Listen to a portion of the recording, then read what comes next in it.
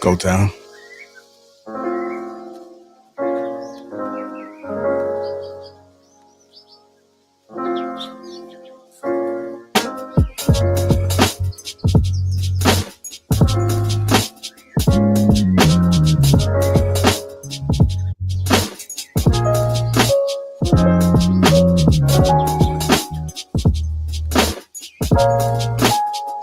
What's going on, family? How you doing? How you doing? Let me go ahead and introduce the crew. We got Miss Callie, True Table, Luis, Hank, Biz, me, myself from Lapeef JR. Welcome to the Wednesday show. What's going on, family? What's going on? How y'all doing?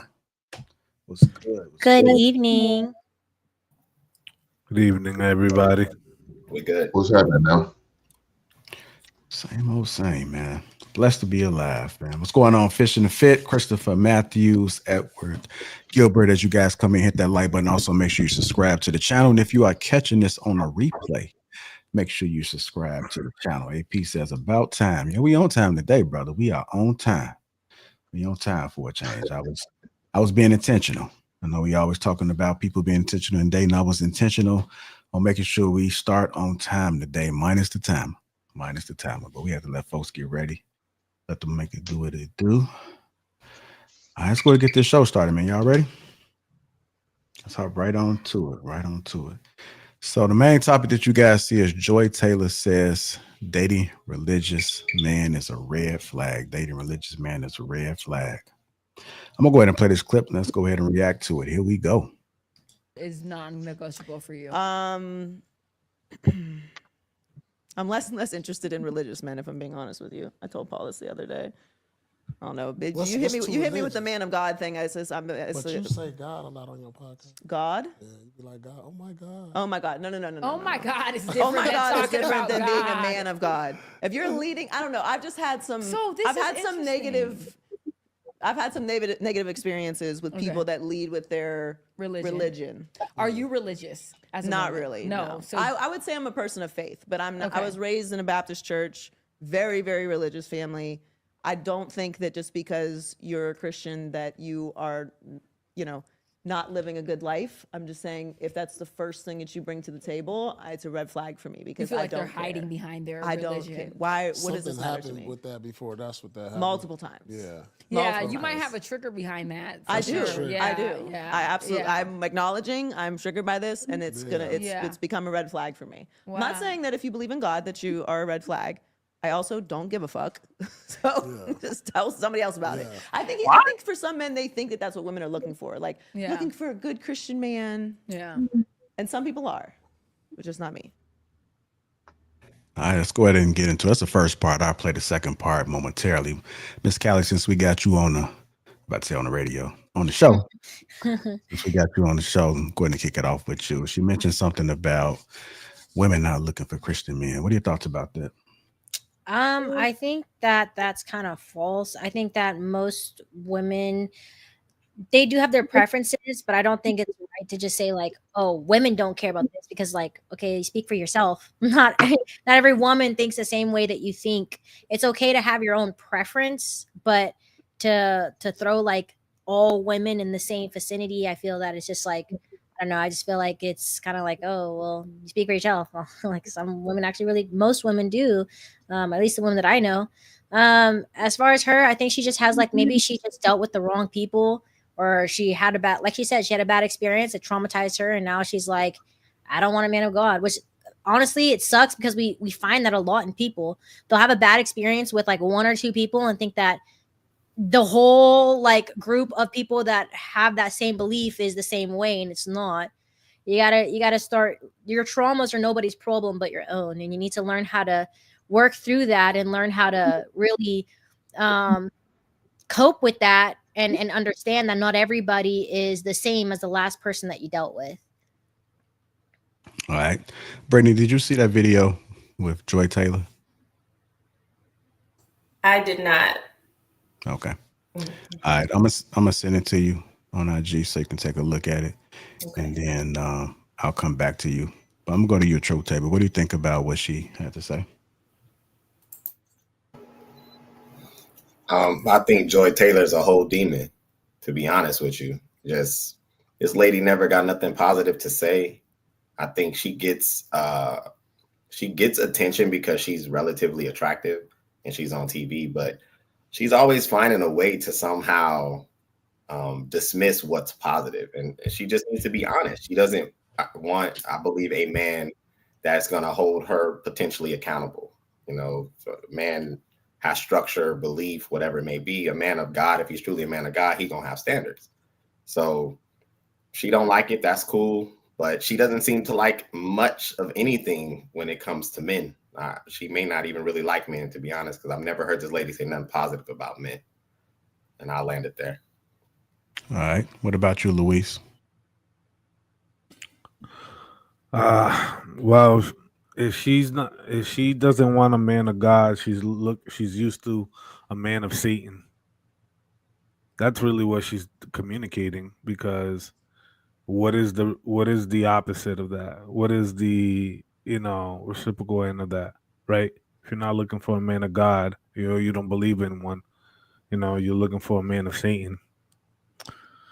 I mean, as far as the question is concerned, are women looking for a Christian man? I gotta be, honestly, I know it sounds very popular, but I don't think most women really are.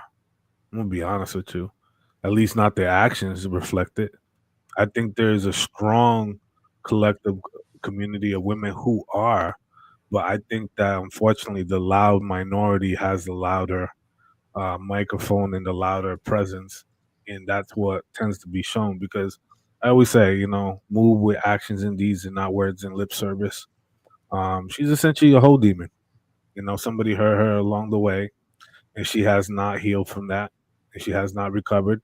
That's why she's been on a man bashing sequence ever since, and she needs to go on a spiritual journey herself. The very same thing that she's kind of fighting against, or find that it's a red flag. How you? All right, I'm gonna go ahead and play it again, Brittany. I know we got Dad here too. I'm not sure if she's seen it, but here's the first part of the clip that we are responding to right now. And welcome to the show, ladies, man. Let's give a welcome to Dad and Miss Brittany Gold.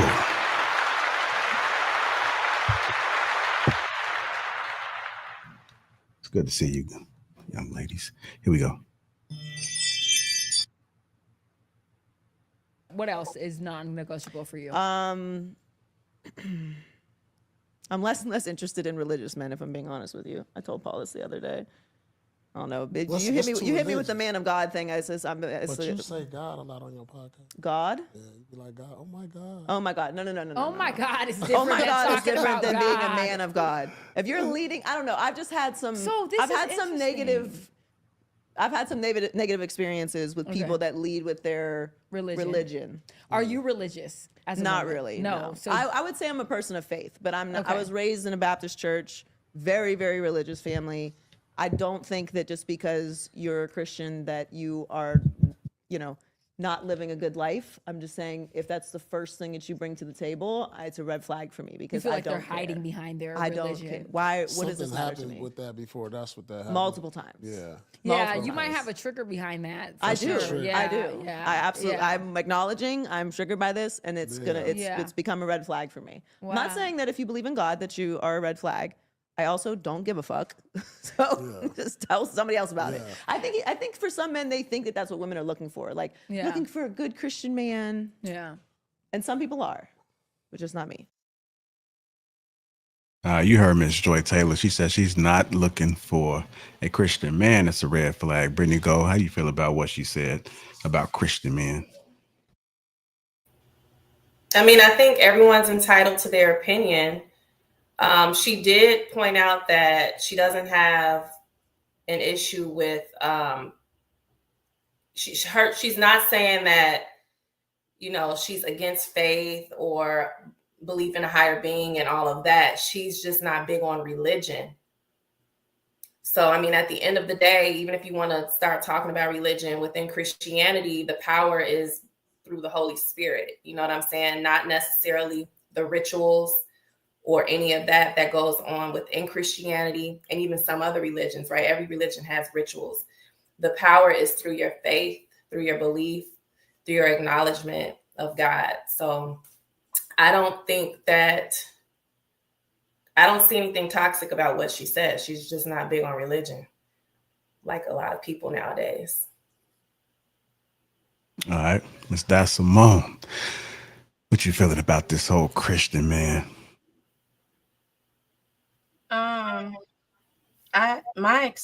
My personal experience, I don't have issues with Christian men. Never had issues with Christian men. Christian men have good conversation. Seem like they're in touch with their spirituality, which means they're more in touch with me. So that's my experience. But I have heard women, especially women who are like in their 40s, that confide in me, just tell me that a lot of men who do lead with Christianity is a red flag. Comes off as controlling or manipulative.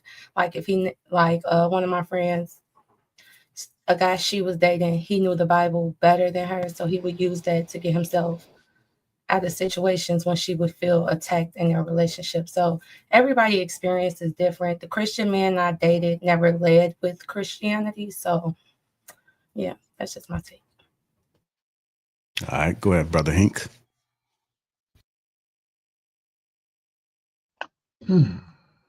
What the question is again, JL? Just your reaction about what Joy Taylor had to say about Christian men being red flags. How you feeling about that, man? Well, I mean, being that she's a heathen, that she is, I think it's right up her goddamn alley. We know how Joy got to where she got. She got knocked down, knocked around. You know what I'm saying? Beat up and down in the probably in the boardroom, in the office, maybe even in the lunchroom. Who knows? But we've seen how she moves and operate, and she also even was the one who made a statement. If she doesn't get that promotion, she's willing to put out a lie on a man in order to get what she needs.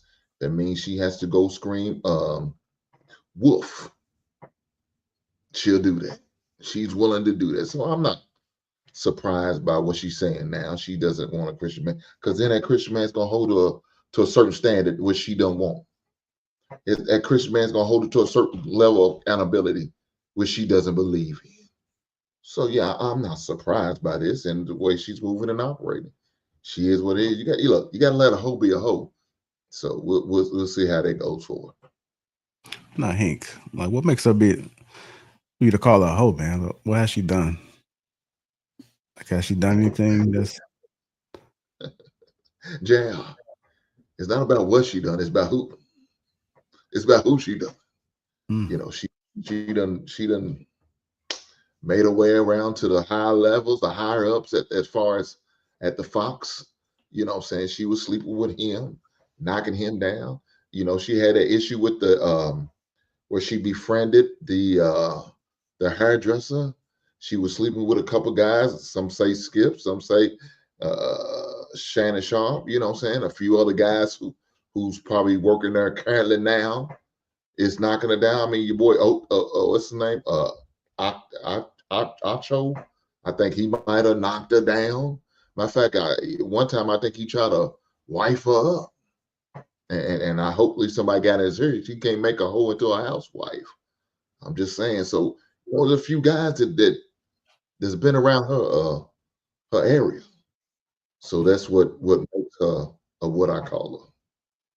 okay? I think I remember hearing some stories about that came broke some months ago. Here's the second part of that clip. So let me go ahead and run that.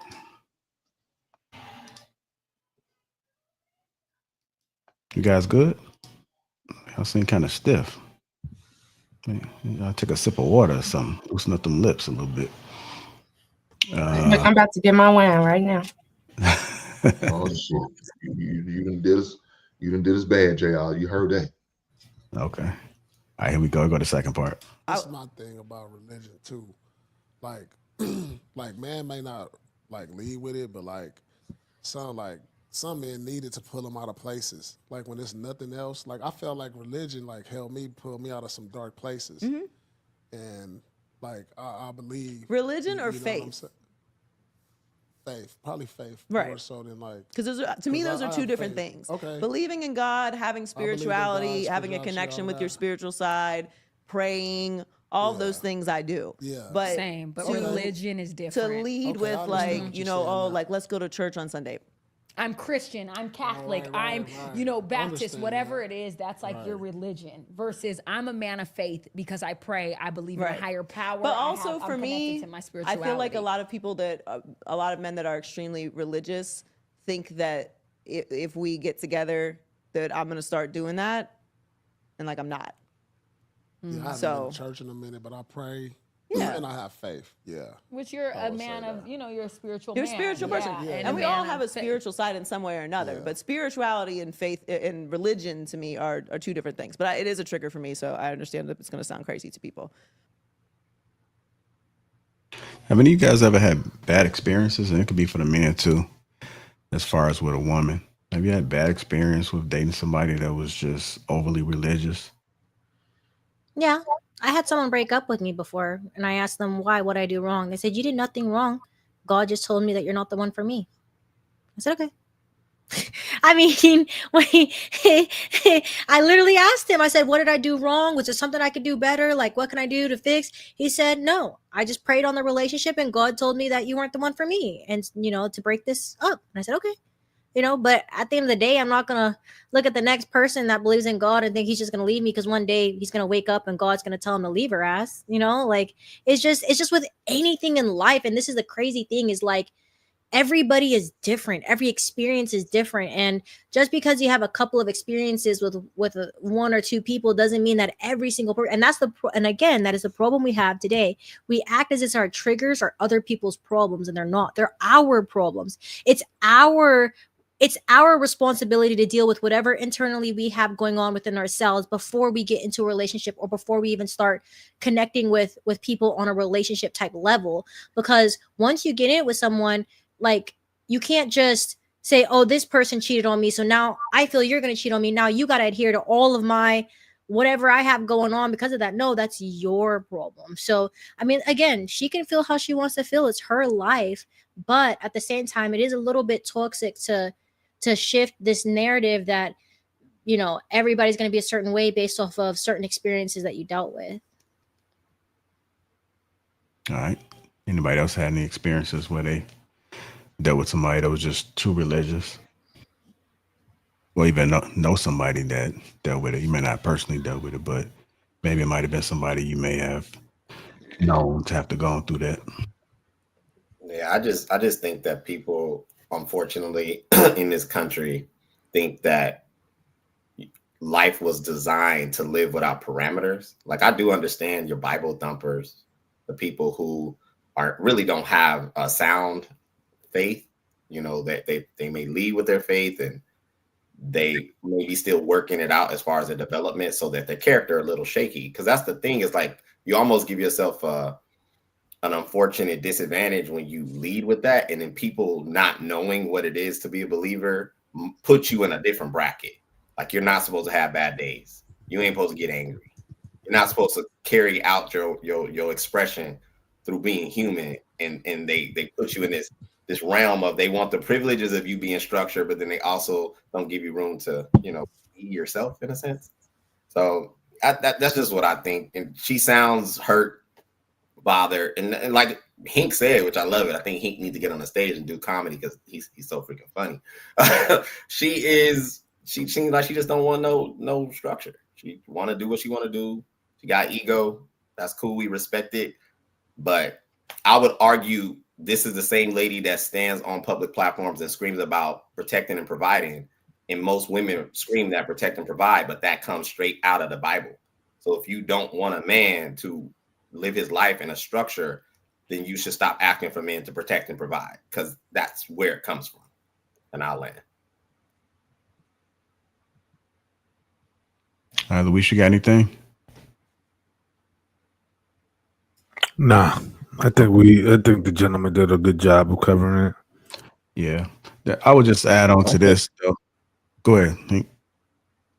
No, well, I was gonna say, man, it's one of those things. People say they don't want religion or Christians, but they like the good parts about Christianity. They love the parts where they can benefit. Like my man True said, she looks at provision and providing provision. Well, she likes the good part of religion, but when it's to them parts where it's going to challenge her as a woman on how she moves and operates and thinks and carries herself, oh, well, she don't want no part of that. Well, now I feel like the Lord is trying to restrict me. I want to be free with my mind, my body, my thoughts, and all that good stuff. So she don't want that part of religion. She's okay with the other stuff when it's able, like I said, to benefit her, to uplift her, or to reap the rewards from it. But when it's on that other side, when they're challenging you, when they hold you do, like I said, to certain standards or certain responsibilities, oh, it's like kryptonite. I gotta get the hell out of here. Yeah, this ain't for me.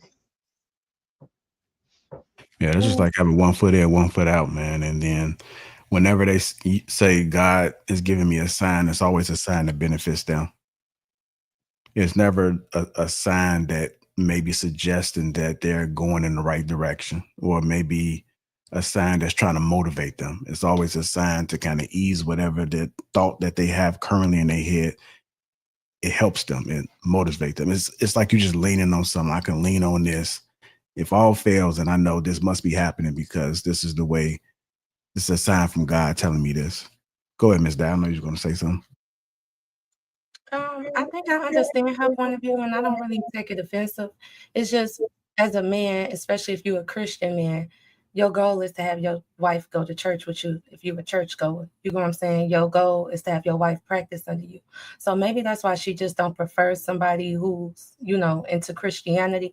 But that doesn't mean she can't have structure and discipline in other areas that'll bring you towards God. Like Brittany was saying, there's other things that could bring you towards God other than Christianity and religion too, for that matter. For me, I see religion as like the preschool into spirituality, because I've grew up in it for so long. I never left it.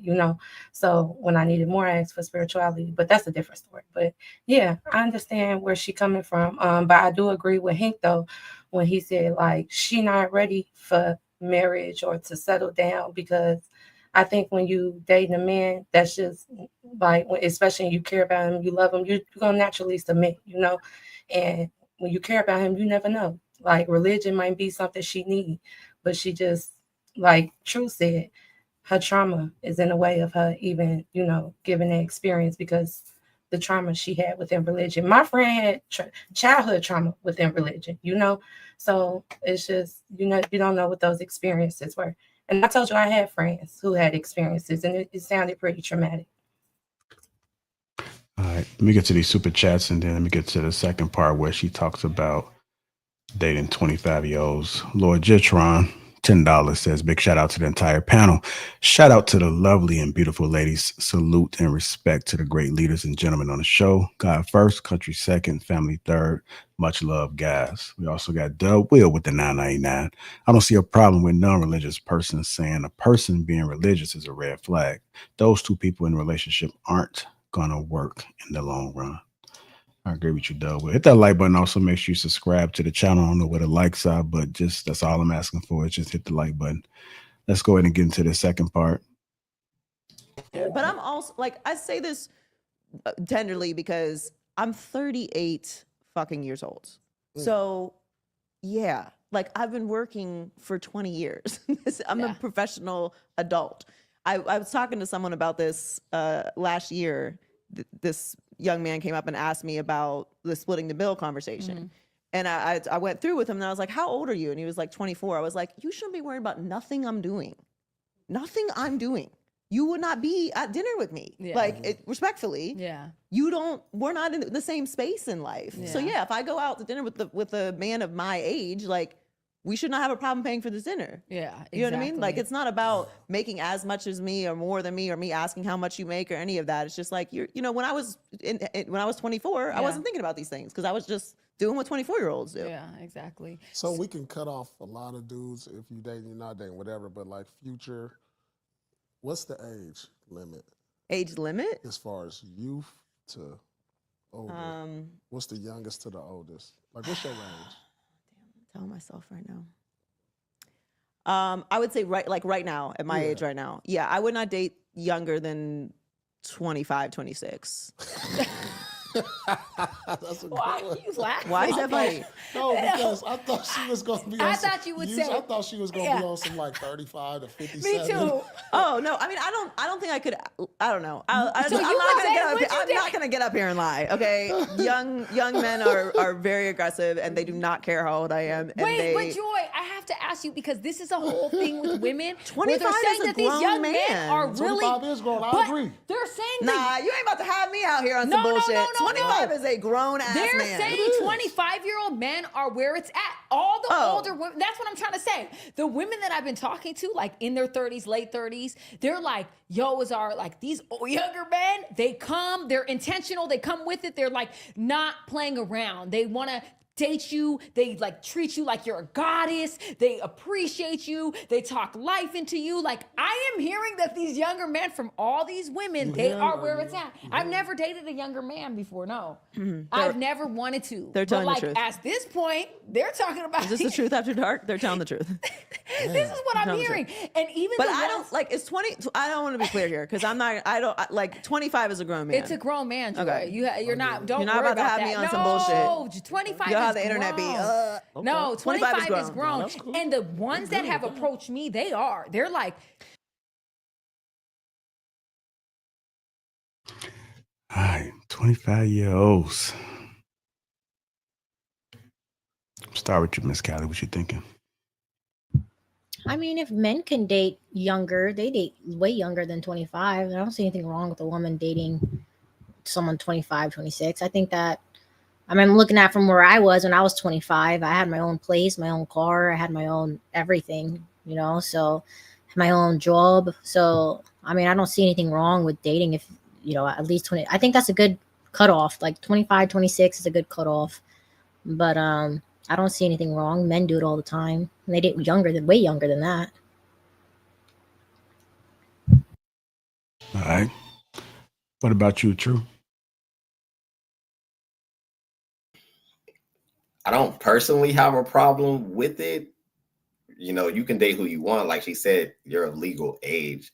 My issue would be is that it's interesting how, again, when you got women talking about the benefit of going younger, they all kiki ha ha. Like, old girl was falling out of her chair, super excited. But then when a man says the same thing, yo, you don't got to deal with old knees dating younger. You ain't got to deal with problems. Younger women is where it's at. Oh, you're a predator. Oh, why you want to deal with a woman who can challenge you? It's such flip-floppy when it comes to these conversations. That would be my only issue with it. If you can garner the attention of anybody, regardless of their age, and you guys mutually meet on trying to connect, do your thing. But I do think that it's just convenient how when the benefit of going younger for the females is highlighted, it's got this energy. And then the moment we say, yeah, give me a little 22, 23, 24-year-old woman, oh, you're a villain. It's hilarious to me. That'd be my only pushback, and I'll land there. Yeah. I was kind of thinking, just wondering if it's the whole structure thing. Because when you think about Christian folks, a lot of them do have a routine and they are structured. So when you think about dating somebody older, they typically have a routine and they have a certain way. They have certain ways about them, similar to how we always kind of lost my train of thought there. But anyhow, I can see why she would want to date younger, because she would have more leverage and more control with dating somebody that's younger versus somebody that's older. Then you have to deal with, I mean, they're kind of set in their ways, so you can't really change a person once they get in their ways. But younger people are usually more impressionable. A lot of them are usually able to tolerate a little bit more than somebody that's older. Somebody that's older, they know what it is they're looking for. They know what it is that they want. They know what they're not going to deal with. And if you know that you have a certain way about you, then you will go to where you know it's safe, or at least you know that you can run it. Go ahead, Di.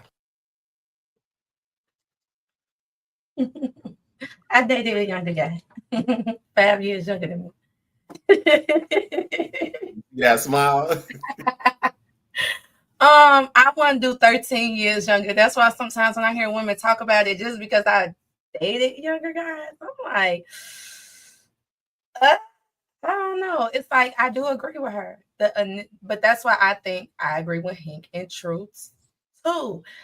She's infatuated with like the puppy love stage of getting to know somebody and stuff like that. And I can't say when I'm approached, I wouldn't date a younger guy again, by the way, but their approach is definitely more aggressive. They definitely know that to me, older guys, they just come off so arrogant. And I guess younger guys, they new to the scene. They coming across new women, so it seems like they appreciate our caliber more sometimes. And I feel like the older guys do too, but I think they play this hard to get thing that's not really interesting to me. So I can understand what she meant by like the aggression behind it. But I do also feel like at the time when I chose him, just being honest and transparent, it did have a lot to do with, okay, I get to have some type of say so in the structure of this relationship. And I do feel like by me doing that, I have grown a lot in this relationship. I have. It's just other things that comes with younger men that doesn't scream stability, but that doesn't mean there isn't growth. So I don't want to. But yeah, that's the only part I can relate to. When she was talking about that, I'm like, yeah, that chase, have that persistence they have is it's attractive. It reminds me of that old school love that people used to sing about, singing outside the window with the boom box. They put a lot of effort towards it. Okay. Go ahead, Luis. This is so interesting. So she's 38 years old. She's been working for 20 years now, like she stated. And the youngest she would go is a man who's 13 years young, her senior. Um, let's be very honest, man. This is all a whole conversation. This has nothing to do with relationship. This has nothing to do with finding your person. This is not about building a life with somebody or starting a family. This has nothing to do. The reason why she wants the 25-year-old is because it's young enough not to go any younger and be creepy, but just old enough to say he could rent a car, so he's considered a man, right? He's considered an adult, in her words, right? Ladies, I mean, fellas, what she's effectively communicating is that she just wants young dick. That's what she wants. She wants young pipe to pipe her down. You know what I'm saying? After a long, stressful week at that broadcasting show that she spent 20 years bent over trying to get to the top. Let's just call a thing a thing. How do you guys know that though? The reason why she likes that dynamic is because she has control. It's really about the control aspect. Because think about it. What other things? What other things that she highlighted? She gave away the entire play from the very beginning. I don't want a man of God. I don't want a religious man. I don't want a man who has boundaries. I don't want a man who has structure. She essentially wants somebody who's gonna allow her and move however way she wants, and him have no input in how she moves. She does her thing. She'll let him do his thing, whatever, and they come together. They have fun, whatever, whatever. She wants all the benefit without no attachments. That's what it is. That's what it's reading. She just won't come out and say that. She's got to be very covert with it all over. But the reality is that she's fed up of all her poor decisions within the age group of men that she has been dealing with, if not older, that she wants to revert to younger men as an escape, right? Almost like it's escapism in a sense, because in reality is she's not really looking for a relationship. She's not really looking for any kind of attachment. She hasn't talked about anything of substance. So what she's really talking about really is just having a good time. And that's fine.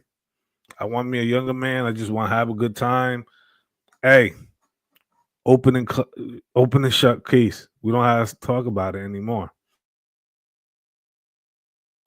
But once she adds all these fillers and all that, it just kind of dilutes it because let's be honest. We all know what she's talking about. Hey, you.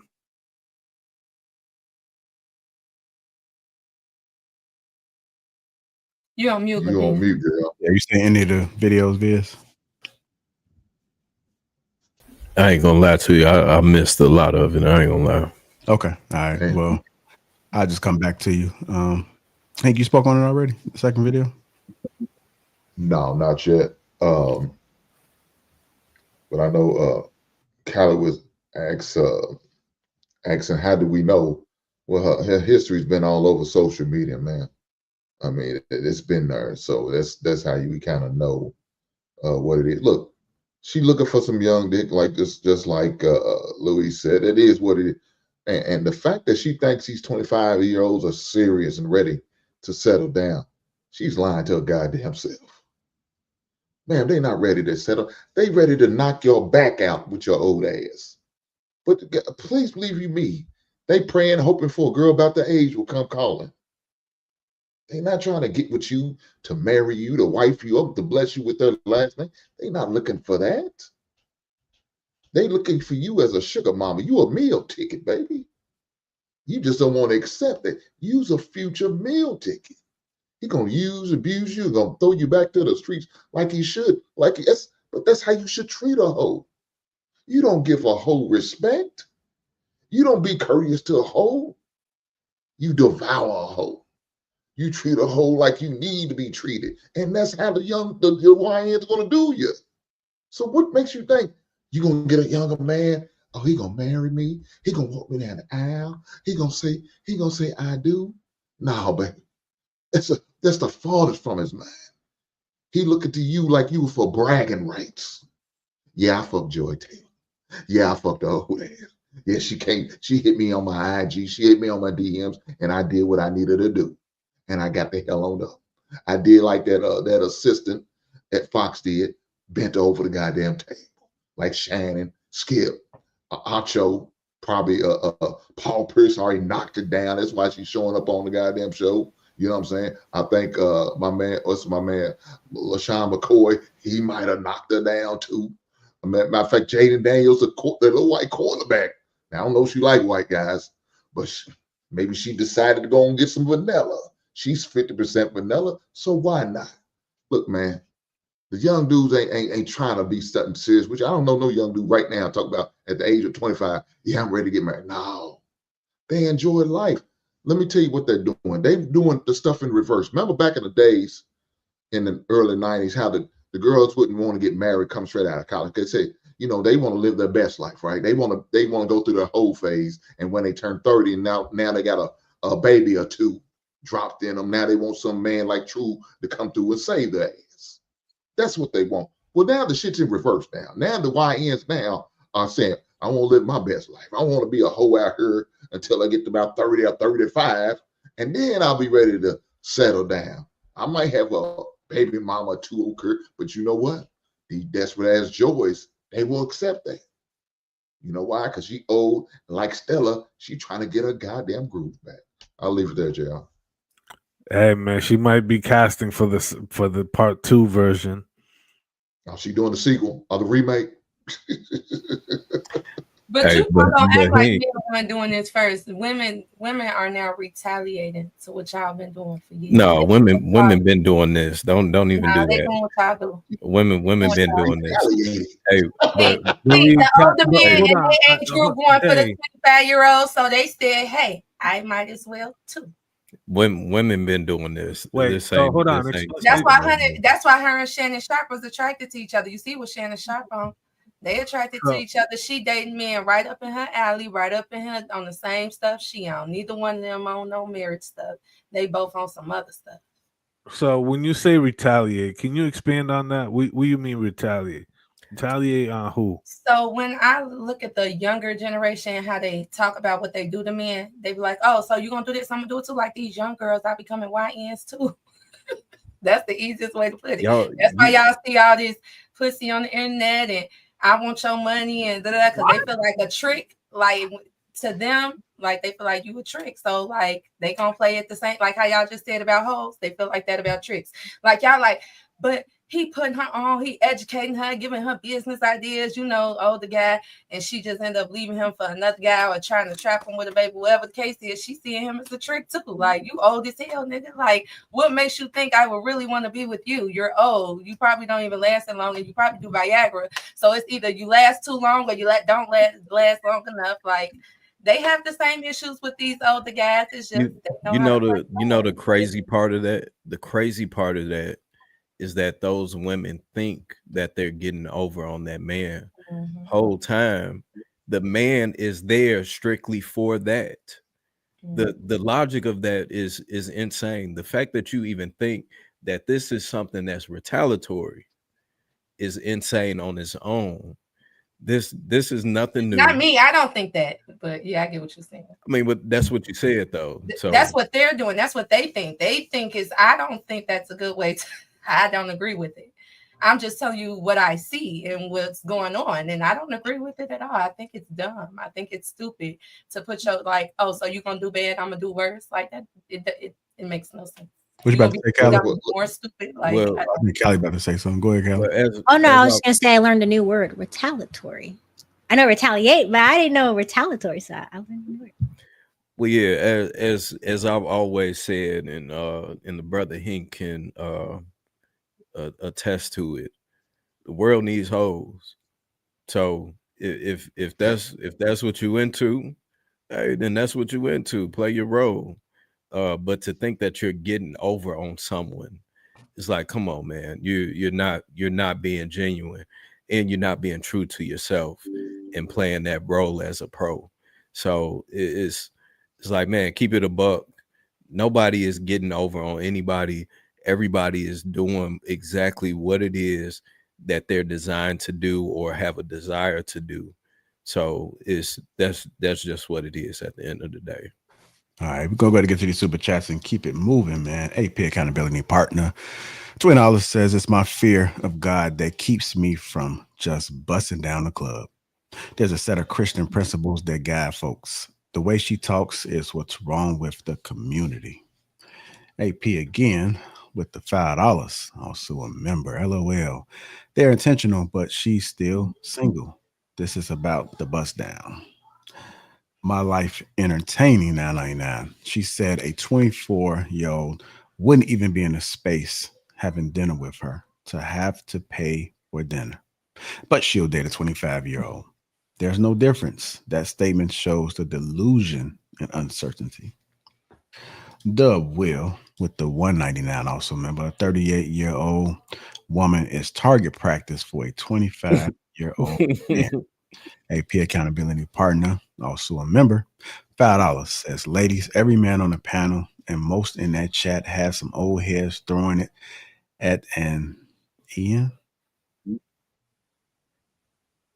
What's Ian? Throwing that at him. Oh, okay. From age about 16 to 28. Oldest chick's been on this. AP out there, spin no facts. I want to thank everybody that's contributed to the platform thus far. Let's go ahead and keep it moving. So there's a viral story that came out of a mother almost crashes out on her children after they refuse to clean their room, despite her making it clear she needs the house clean for her mental health. I treat these kids like gold. All I ask is that they keep the house clean because I cannot take the dirt. Y'all seen that video? I'm going to go ahead and play this video. Then I'll give a little bit of context after the video, but this is what everybody is seeing. But I have to do a little bit of digging, kind of figure out who she is and the reason as to why she's almost about to crash out. But here we go. Editing this video,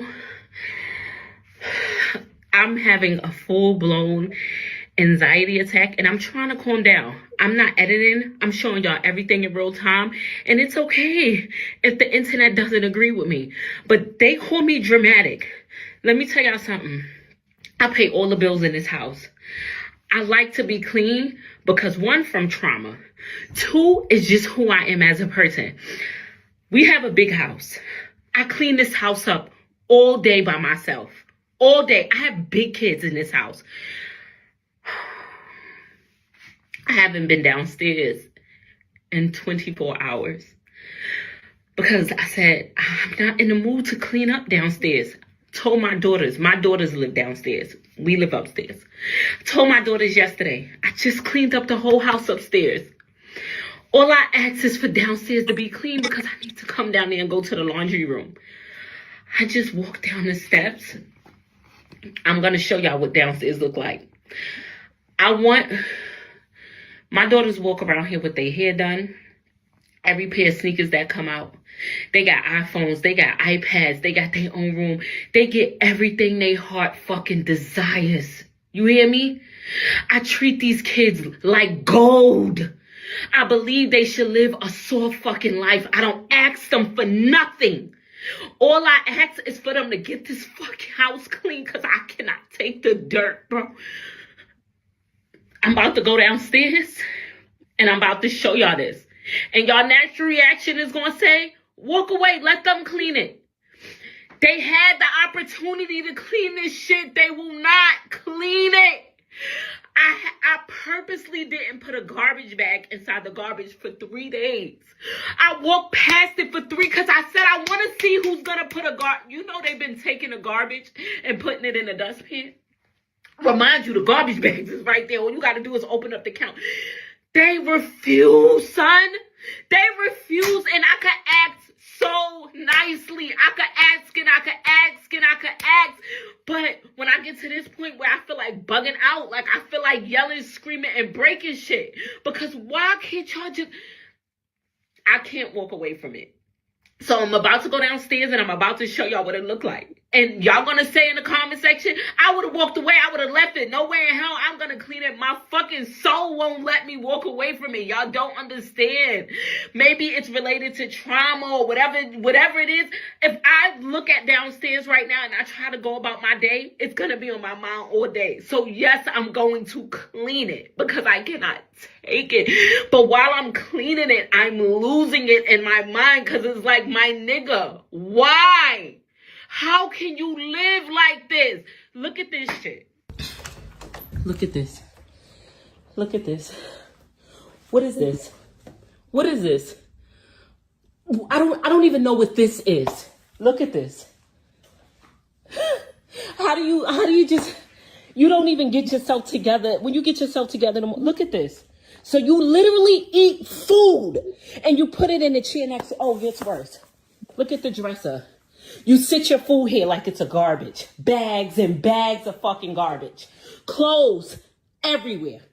Why is the bikes in from the garage? Why? Why is there bikes inside? Look at my laundry room. What? Oh my God. Remind y'all, I am exhausted. I am so tired. And I took today off because I said, you know what, I'm going to just lay down and relax. But my brain physically will never allow me to close my eyes with my house looking like this. Even if it's out of sight, it's not out of mind for me. The amount of a half drinking water bottles that I found in this one room makes me never want to buy water again. And that's not who I am as a person. Why do I have to alter who I want to be to them as a mom, who I am as a person? Because you won't fucking clean? It physically and mentally hurts me when I have to be mean to these children because that's not how I parent. It's not who I am. You know how many kids are out here praying for a home with food and a mom that loves them? I treat these kids with emotional understanding. I meet these kids where they're at all times. I be mindful of how I parent them because I don't want them to face anything I've ever had to go through. And only thing I require is one thing. keep your space clean. I'm not asking you to clean behind nobody but your damn self. And that's too much of a task for you to do. I want to crash out for real, y'all. I'm not even going to lie. I would love to get up here and give y'all some motivation and tell y'all everything was going to be okay. And this is the part of parenting. But this is the part of the parenting that no one wants to come on the internet and show. Everybody wants to show the perfect side, the good and the glitz and the glam. But this is the part that nobody wants to show. I need to take a breather. I'll come back when I'm feeling a little better. All right. So I had to do a little bit of digging to try to figure out who she was, right? Because I know it had to be a backstory. So a lot of people was telling me about her YouTube channel, like she has a story. So let me go ahead and see if I can add this. Don't know why it's not adding on there. How you doing, Nate? Hey, everybody. Yeah, let me see if I can. Hello, ma'am. Redo this. Remove. Present. Share.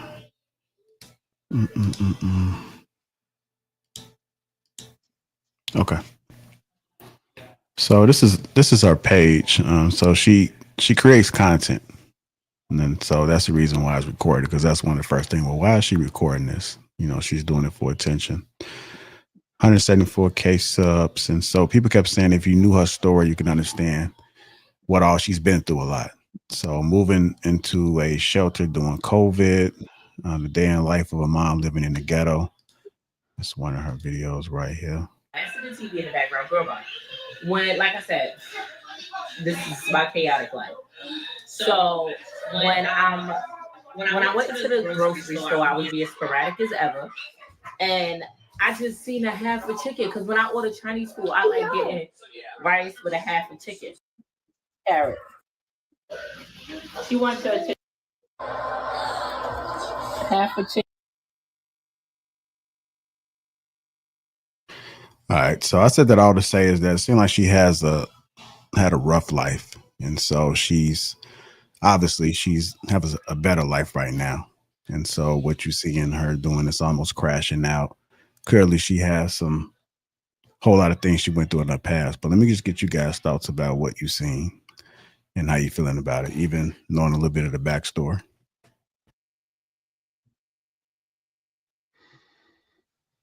This is a great example of why you should not shelter your children from struggle. She said that she didn't want her kids to experience what she did, so now she has filthy kids.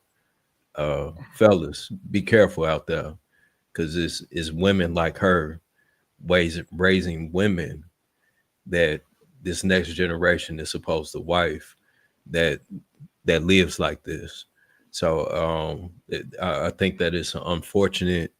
I understand where she's coming from, but you're doing a disservice in setting those young women up for failure as to where they're clearly filthy. I mean, it wasn't as bad as she was hyping it up to be, but that's still pretty goddamn nasty. If you're probably not paying no bills, all you got to do is just clean your room, put something in the trash, and go about your way.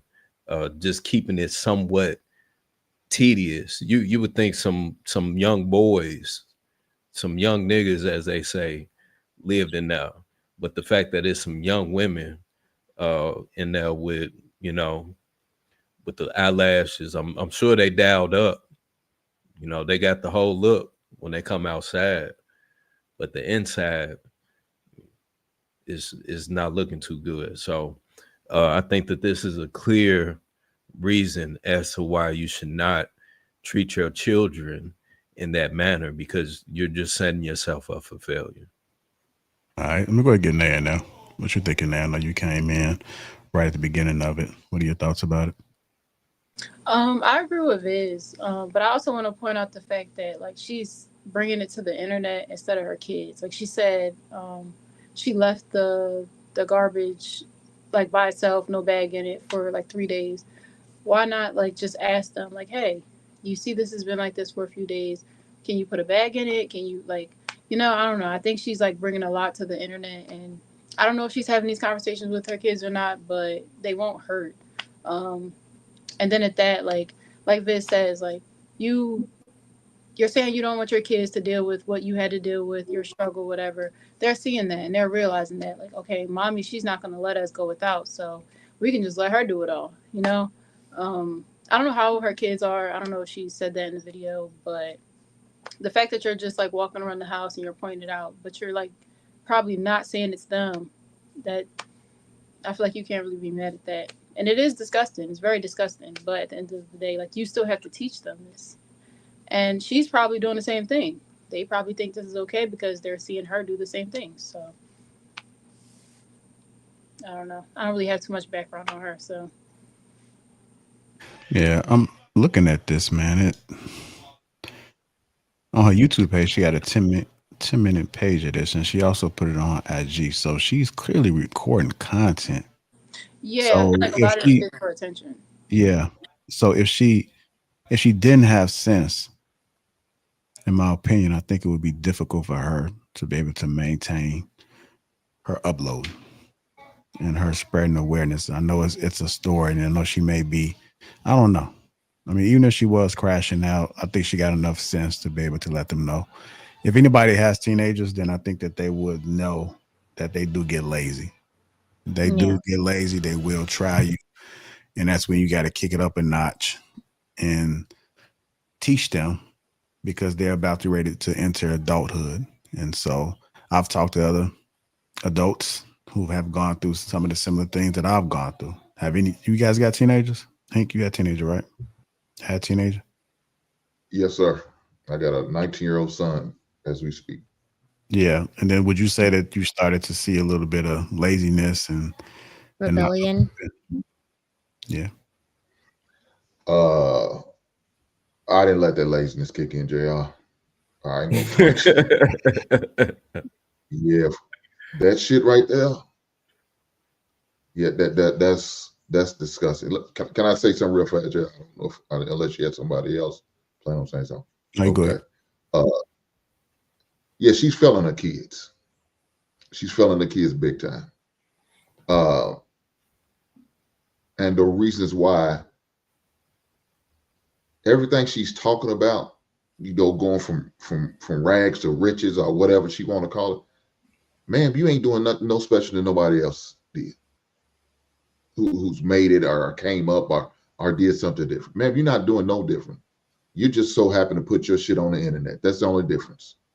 You so happen to document your shit. But man, what you should be doing is document your disgruntled badass kids. Now, I think she has all daughters. I don't know if she has sons. I think she got all daughters. But the fact is, where's the father at? Where's the fathers of these girls? If it's to that point where they don't listen to you at all, you need to pack them luggage bags that you had in there and tell them, get that shit and get the fuck out. Because it's obvious they don't appreciate you. It's obvious they don't respect you. It's obvious they don't care about you. Or you could do another thing. Turn off your goddamn internet. Matter of fact, go to the power box and turn off the power to the basement.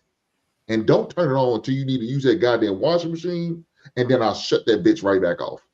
Let you some bitches live in the dark with a candlelight or a flashlight. You gonna get it. You're gonna feel how hard it is to be without.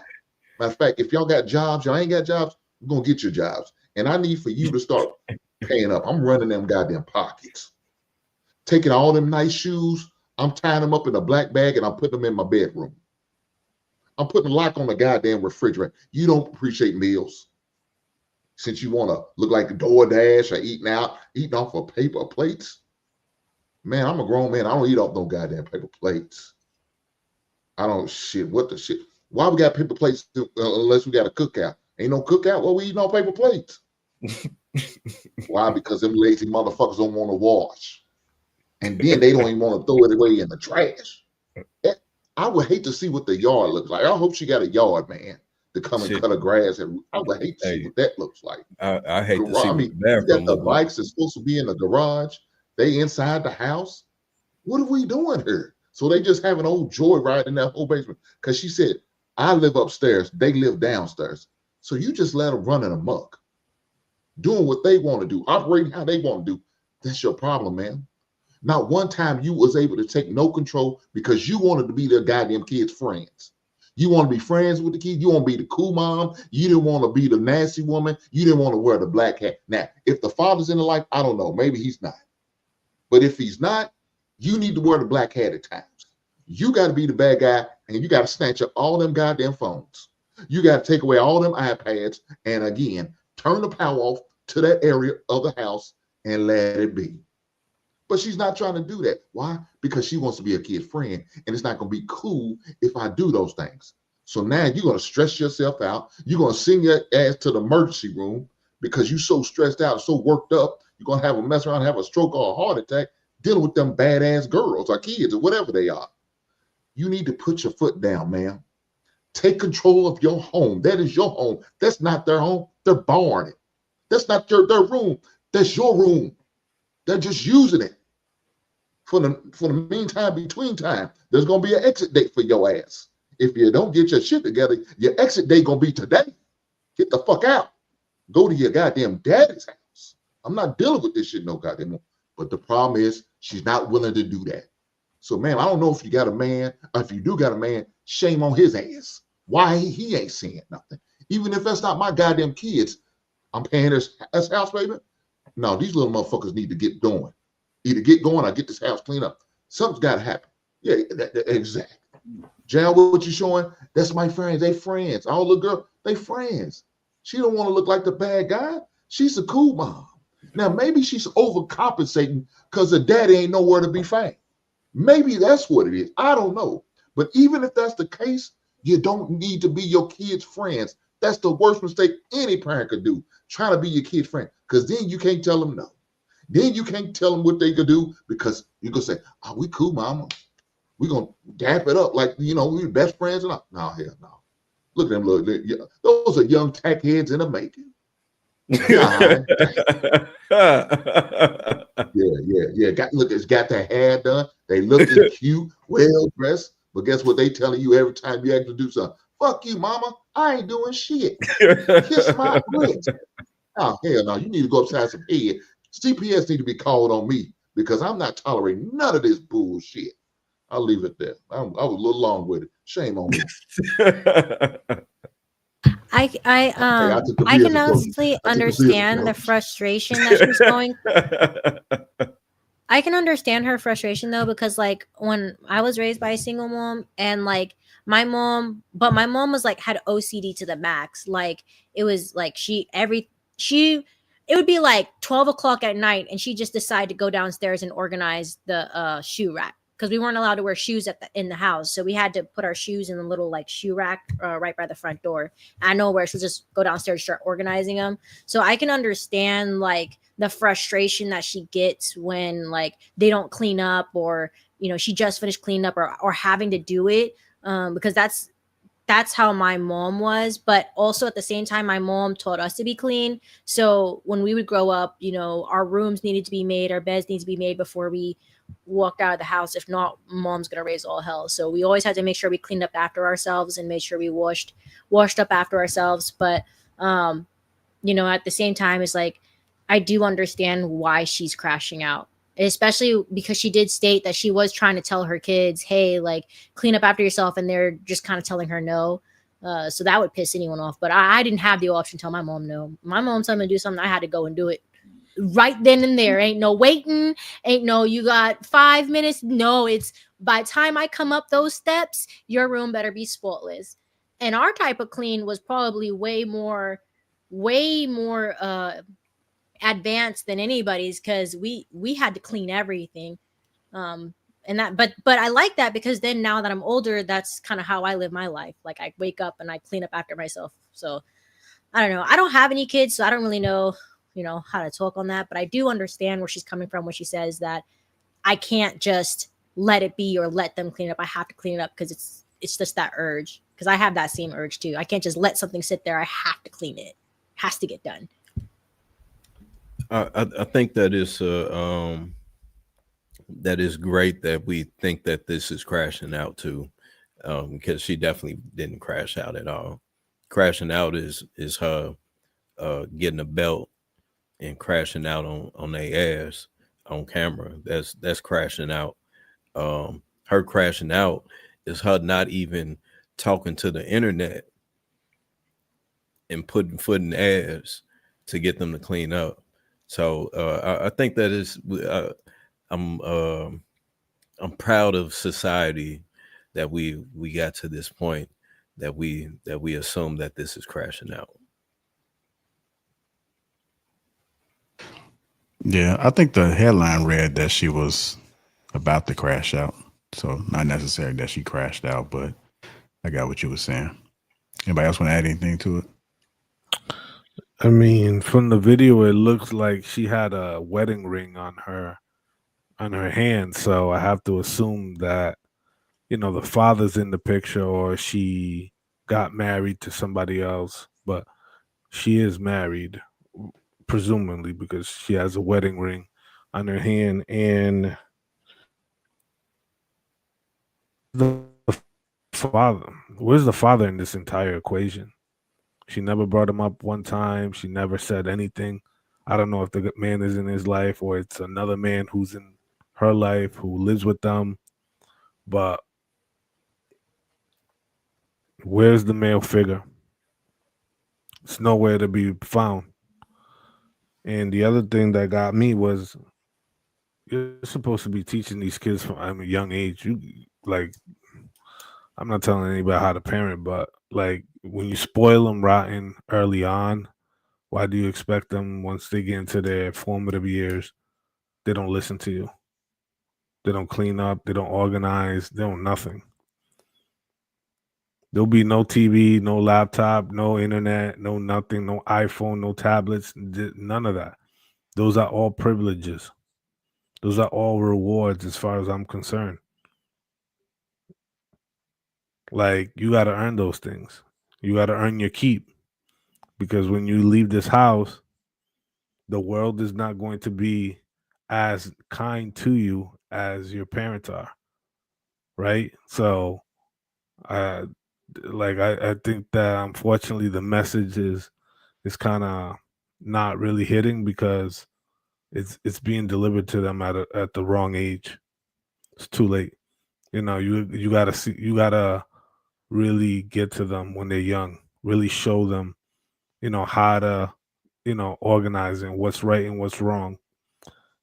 Because unfortunately, this is the cycle, and mind you, this is happening much more often than people want to think. She's only the one that elected it to record it and put it on the internet. Just stop and think how many other mothers are going through that same exact thing that haven't gone viral or uploaded it to social media. Are you? Go ahead, Nay. Oh, I wanted to also point out the fact that she said the kids get the newest everything. They have the new iPhones, new games, new whatever. I feel like she's not making them work for anything. Like when I was younger, I had to work for everything. Like if I wanted a phone, I had to work my ass off for months. If it was around Christmas time, that house was spotless because we all knew if we acted out or anything, if we didn't clean up or do our chores or whatever, we would be penalized for it and we wouldn't get what we wanted. She's just giving them things without making them work for it. And I think that's a big thing too. Maybe she needs to like orchestrate like a chore chart or something like that. Like it doesn't really seem like she's making them clean. Like it seems like she's just thinking like, okay, well this is dirty. 2 + 2 is 4. You should clean it when you're not really doing your part. So I think that's a big thing too. Definitely got to make them work for it, especially if it's like an iPhone or something. Like me personally, as a kid, I wanted an iPhone so bad. Worked my ass off for one. Still didn't get it. Like I didn't get an iPhone until I was about 15, 16. So I think a lot of things are being this is a new generation, period, but a lot of things are just being given to them. And a lot of parents too are just like, okay, well, I don't want my kids to go to school and look like this or not have this or not have this, and not making them work for those things. It's all about image. So she can't really be mad at the kids. I feel like you have to do your part as a mother. Delayed My first phone was gratification is so key. my first phone was a Prime Co phone that didn't turn on.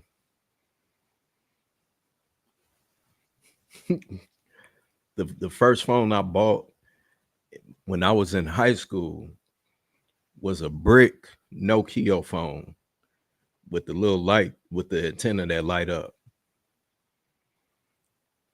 My mama taught me how to use a cell phone on one of those phones. So I think for Man, y'all old, man. I don't even know what y'all talking about right now. So to get an iPhone as your first phone, and I'm pretty sure that your parents probably paid for it at 15, 16, that's a privilege all on its own. So I think again we're conditioning our kids to be spoiled, and that does not help not only your child but also society. So yeah, I think that even though we don't want our children to experience what it is that we went through and experienced as well, we also have to remember that those experiences develop character, develop respect, appreciation for these items that we spent our own money on, that we had to go and work for. Again, the Nokia phones, right? You had to pay extra money. You had this ugly ass brick phone. You had to pay extra money for the hologram that was on the screen. You had to pay extra money for the case, for the keypad to light up. Like this some old school shit. Hink had the phone that was in the book bag. God damn. Y'all showing y'all age. Hey. So to be able to have the internet in your pocket at 15, unlimited minutes. When I was 15, boy, you can't call me until 9 o'clock, my boy. Don't call me after 9 or on the weekend. Damn, I got 3 more texts, man. I can't even text you back until next month. Everything wasn't in abundance, and you were forced to appreciate what it was that you had, and being able to spend your hard-earned money on these items. So I think the more that we condition our children to be spoiled in this, we do a disservice to our future and to them. Okay. Go ahead, Mr. I probably sound a little insensitive, but that's because I do I see this a lot within women, and it makes me so, I get so pissed because my women friends be like, why you so good with children? Why you so? Because I set the tone and I let it know what's going to be tolerated and what's not going to be tolerated from a very young age. I don't have to curse. I don't have to hit. You want nice mommy or mean mommy, okay? Because you only got a couple of times. Wait, look, I understand I got to be a woman. I can't be a, dad, but you're going to put me into my masculine energy and I'm going to get in the ass if you don't do what I got to say. What? And when I tell my friends this, like, you can still give your children a word. You can still make them earn things. Have it there for them to earn. You get what I'm trying to say? And when I seen this, I'm like, you like this. Like, you like this type of attention. It just irritated me. And if my friends call me too many times about the same situation and I already gave you advice for it, but you don't want to take it, I'm going to let them know, well, that's your fault. That's your fault. The way your kids turn out is your fault. Either you lack something or you need to take back on something. You're doing too much. That irritated me. And it just seemed like it was like, girl, if I was, you know what I do? Because my daughter, and I'm glad you said this, Lapeef, because I thought something was wrong with me and my daughter. I'm like, I've been doing good up into this age, but she getting into her hormone stage. You know what I'm saying? She's growing into teenager. And I'm like, I've been having to be mean mommy a lot lately. Like, I don't understand. I thought something was wrong with her. But then when y'all talk about teenagers, it's like, okay, now I see this is, it ain't nothing wrong with her, but this is just part of the process. Like he said, when you get to a certain age, you got to turn it up a notch. And I feel like, girl, I don't want to hear that. Like some women, I feel like that. They like to be like, this is my situation. This is my like, I don't understand. I don't even know how to explain it, but that just, it pissed me off because it triggered me because I see a lot of women do that and they'd be like, well, these are my problems, but they're problems that you have control over. You know what I'm saying? You have control over this. You just don't want to hurt their feelings, and now you all chaotic and they seeing their mother in a breakdown, and you know what I'm saying? What you doing is making them worse because you don't want them to feel something. That's gonna help you and them. You know what I'm saying? Like I don't be feeling bad for people like that. They're raising on neglect and raising on trauma, right? They're raising on the fact that they didn't receive things or they didn't get things or they might have had a harsh upbringing, which I understand, but giving them everything that you didn't have doesn't make them better people, doesn't make them better equipped for the future, right? And And no shade, Louise, but doing the same thing over and over and expecting a different result is insanity. well, I agree. Like they're grown. You know what I'm saying? You should have been doing this at 5. You know what I'm saying? Like they're grown. And since they're grown, you tell them to do it. As a parent, like he said, either I'm gonna turn off these lights, I'm depending on their age. I'm gonna stand here until you gonna clean this. You better clean it up. You better clean it up. Like, if it didn't get clean, we're gonna wake up early tomorrow morning. We had to wash the baseboards, everything, walls, everything. Like my mom did not play that at all. And the fact that they even had, I hope I didn't cut nobody off, but the fact that they even had like food in the chairs in the room, stuff like that, my mom would have been canceled all of that. Like now you can't bring no food in your room. Like she's not doing her part. I feel like I feel bad for her, but and like you said, like she's bringing it to the internet. That remind me of like say like when I was younger, if I get into it with my mom, she calling everybody like, you know what she just did. Like some moms be hype and ready to do that. Like you ain't really doing your part. And it's like they get a kick out of it. Like they be like, do you know my kids fucked up? You know what's name? Bad as hell. Like telling everybody my business. Like yeah, I think this woman was real weak, to be honest with you. I never met a kid I can't punk. Honestly, kids can't survive without parental assistance. They can't do nothing without you. So I don't really understand her whole position on it. You know, like Di was saying, she crying and snotting on the camera. I'm sorry, lady. Like for entertainment purposes, cool. But reality is you can only give your kids what you have, meaning you either are disciplined or you're not. You're structured or you're not. So they reflect what you are or aren't. And kids to me are very easy. Everything they need or get or receive or experience is a direct reflection of what you allow. This is your house, your mortgage, your rent, your square footage. So if they walking through your world disrespecting you, you like being disrespected. It's just that simple. They can't do nothing without you. So I can't wrap my mind around a grown woman who pay taxes and allow little people that have her last name to blatantly disrespect her. Then she a woman of the community, and we known for getting rah-rah. We don't play that, right? So you disrespecting the culture. Like it's a whole new movement. It's a like I'm not understanding what's happening. We used to see stuff fly across the room if we even didn't respond correctly. So her getting on the camera, I'm sorry.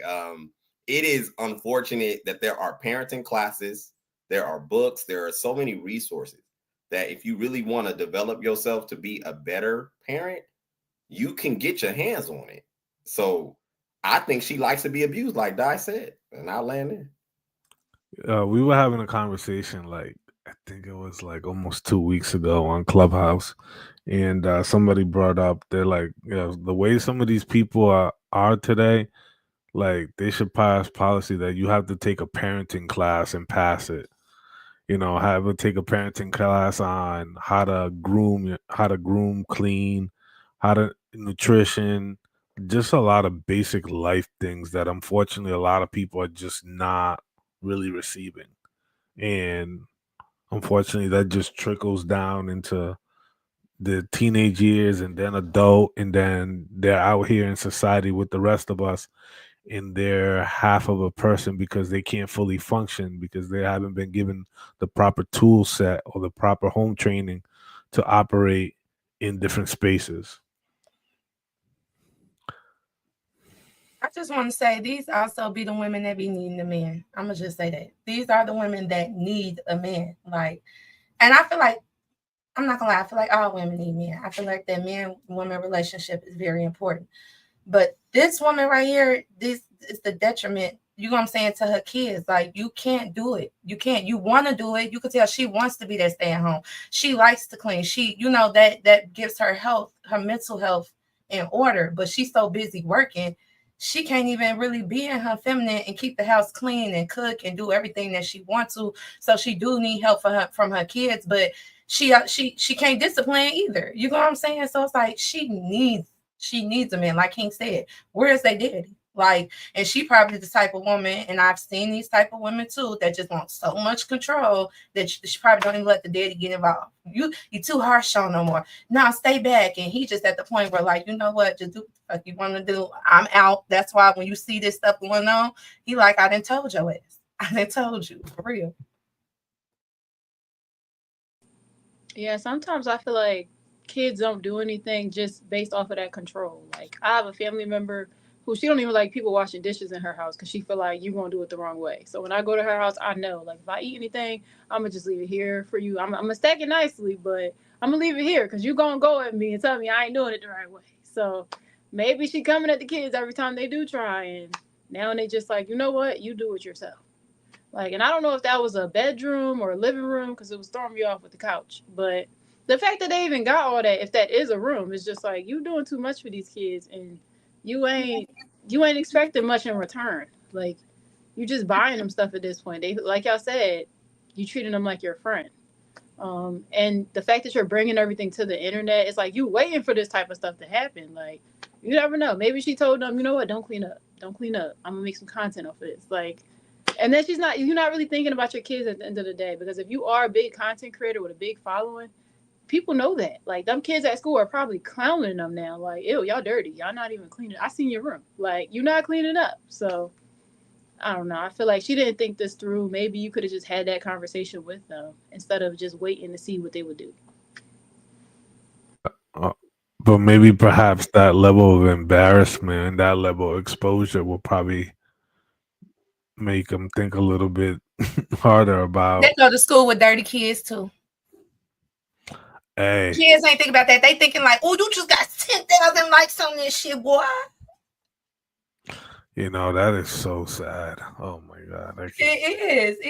This is fathom. the area of Hey, no, like, I started going to school in uniform, man. Like these kids dirty as hell, bro. Yeah, bro. I don't even think they're kids. Not all of them. I'm just gonna talk about those, you know. But she letting them though. Like, she letting them. I don't like talking about kids. But I'm saying though, the majority of I would say our culture, we treat our children like that. The same way that she's treating her kids, there's a very large majority of kids or parents that's treating their kids the same exact way. We see it every day on the internet. We see it when all of these kids were doing the snatch and grabs. I guarantee you, all of those kids that's outside and they was running up in 7-Elevens and doing all that other shit, their house, their room is filthy. I guarantee you, because kids that don't have filthy rooms, they're not going to be out doing stuff like that. So no, I think that this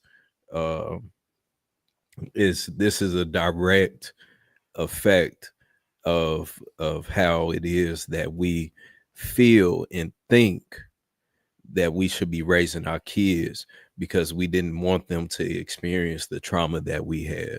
So now we have children that don't respect authority. They don't respect their parents. They don't respect their the things that they own, the things that they're given, the things that they're exposed to. For what? It was given to me. So why should I care? So it's unfortunate. All right, we're gonna go ahead and switch gears. What's going on, Amir? How you doing? Hey. I really like this type of topic. Ah, okay. You say you do?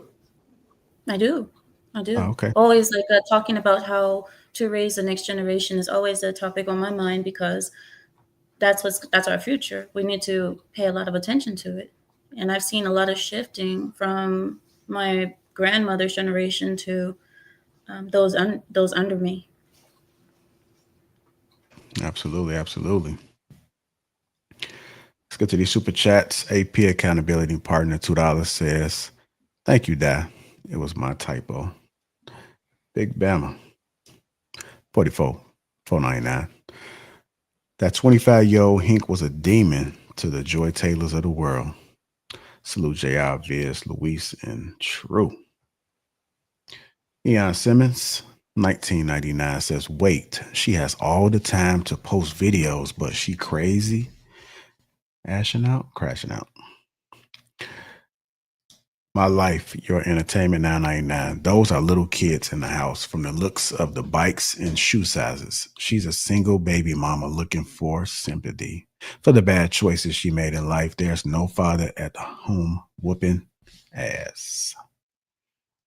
AP accountability partner $10 says, "No, Callie, I assure you, it's not more advanced than any of us. Bleaching tubs, pine sol, and mop water. Black mamas didn't play that ish. Can't go play till your room's clean." Privacy the savior. Also, remember $5 says she's doing more TikTok trends with them than actually disciplining them. Damn shame she did this to herself, trying to be their friends. Yeah, she do got social media popping. AP accountability partner $2 says, "iPhone as a kid, we had payphones." Yeah, we did have a payphone. I remember the first time the payphone rang. I said, "Oh, I can get calls now." I had to go downstairs from apartment 705 at a certain time to be able to get that call, but I was a youngin', so it was from grandmother and grandparents because we would have a phone, not have a phone, have a phone, not having a phone. I think my mama was switching names. I don't know what she was doing, but she was boosting them numbers. And when we had three-way, I felt like I was rich. I was rich. I was calling everybody on three-way. I even tried the four-way. It didn't work. What about that call waiting, that call ID? Hey, JR, did mom had a phone number in your name too? She ain't have it in my name. She didn't do that route. So I respect her for that. But I remember that Ameritech call ID, the one that used to light up red. I know we had some missed calls. I was running to see who called, man. That used to be the thing.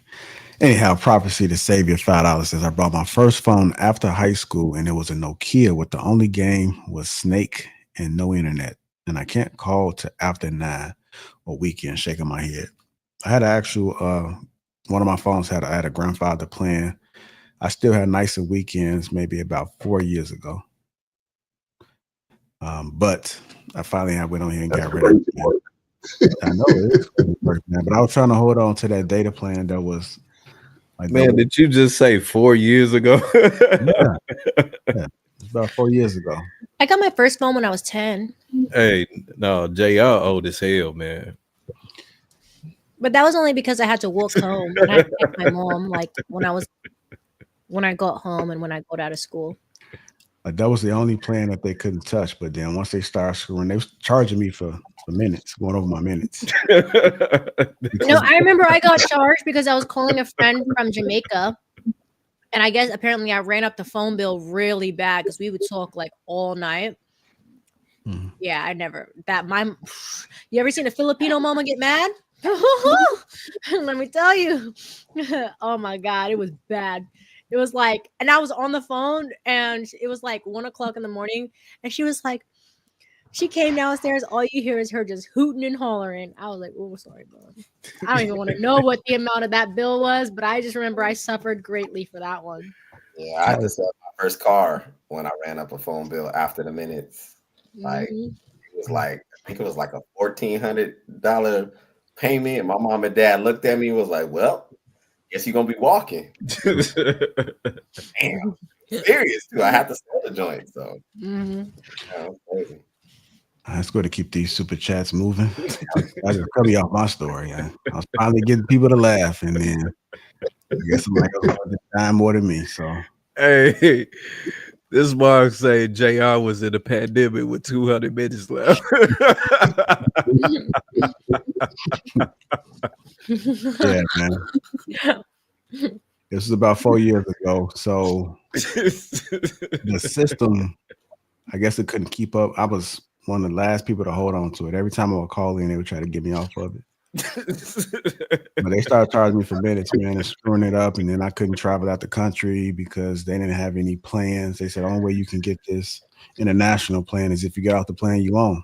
So Wait, you said this was 4 years ago? that's right. And then you cut me off and started talking about your story. I thought my story My was gonna be bad. Oh, I didn't. I'm I like, didn't. damn, she trying to I battle didn't. me. What's going on No, here? no. On God, I was like so She- caught up in yeah, eating she my doing it snack. again right now.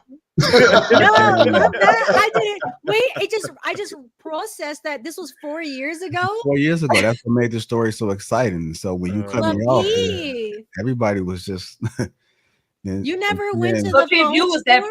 that, he was that problematic customer. I used to work for AT&T, and I used to try to have to get customers off of that plan, like plans like that too, because it'll mess up the system. Because the system is still trying to go back to something that's not offered to air people, and he's just like, nah, I ain't going. Like, nah, keep me on my. Like, I need to keep me on that plan. It's serving me well. Y'all ain't touching my internet. The internet was important to me. I ain't want them to slow down my internet. But once they just started giving me them extra charges and I had to keep calling to get credits, and they just like, look, man, this plan is old as hell. So you're gonna probably be running into situations because our system is really weak. They like, hey fam, we can't even monitor this motherfucker no more. So JR, did you have to use a phone card in order to call international? No, I just got charged. I got charged for it, and then I'm like, well, what am I supposed to have to call? It was always a hassle with something, but once they started saying like peak minutes versus I had to go through the list, and I'm looking, I'm like, man, I know I ain't going my minutes this month. They got $10 says I was abused as a child. All I wanted was a G.I. Joe action figure with the kung fu grip. Man. Never got it. I had to join the military, and I still don't have one. Hey, wait, man. 4 years ago, folks was paying for unlimited data. This nigga struggling for unlimited minutes. I'm sorry. All right, Viz. Hey, boy, my man JR was opening that paper bill up, adding up the minutes. No, I didn't go for this. No, I was on point. Oh man. Hey P, accountability partner, $10 says, shout out to the panel sisters. Y'all looking phenomenal. Callie, Di, Nay, stunning. To my what that say? Brothers holding it down. Good convo, Hink, Viz, Luis, True. And of course the mastermind, Lapeef JR. Thank you, sir. Thank you, AP. Lastly, Prophecy Savior, $5 says, quick question. How come women are so, how you say that word? Vicarious? No. Vociferous? Vociferous. With being on the internet. I'm gonna write that one down. Yeah, I gotta look that up, man. What the hell that mean? I don't feel alone now. Shit, I ain't the only one. With men on the internet or in these live streams, denigrating them, but can't tell your kids nothing. Hey, wait, hold on. Vociferous means like so outspoken. This says, especially of a person or speech, vehement or clamorous. We gotta look up those words too. To even understand the meaning of this, you have to look up the words that's in the meaning. Y'all don't know how to use ChatGPT? Just go ChatGPT, dumb it down for a third grader, and they'll do it. Yeah, no, I get that, but the fact that this nigga even pulled this out of his vocabulary on the internet is crazy.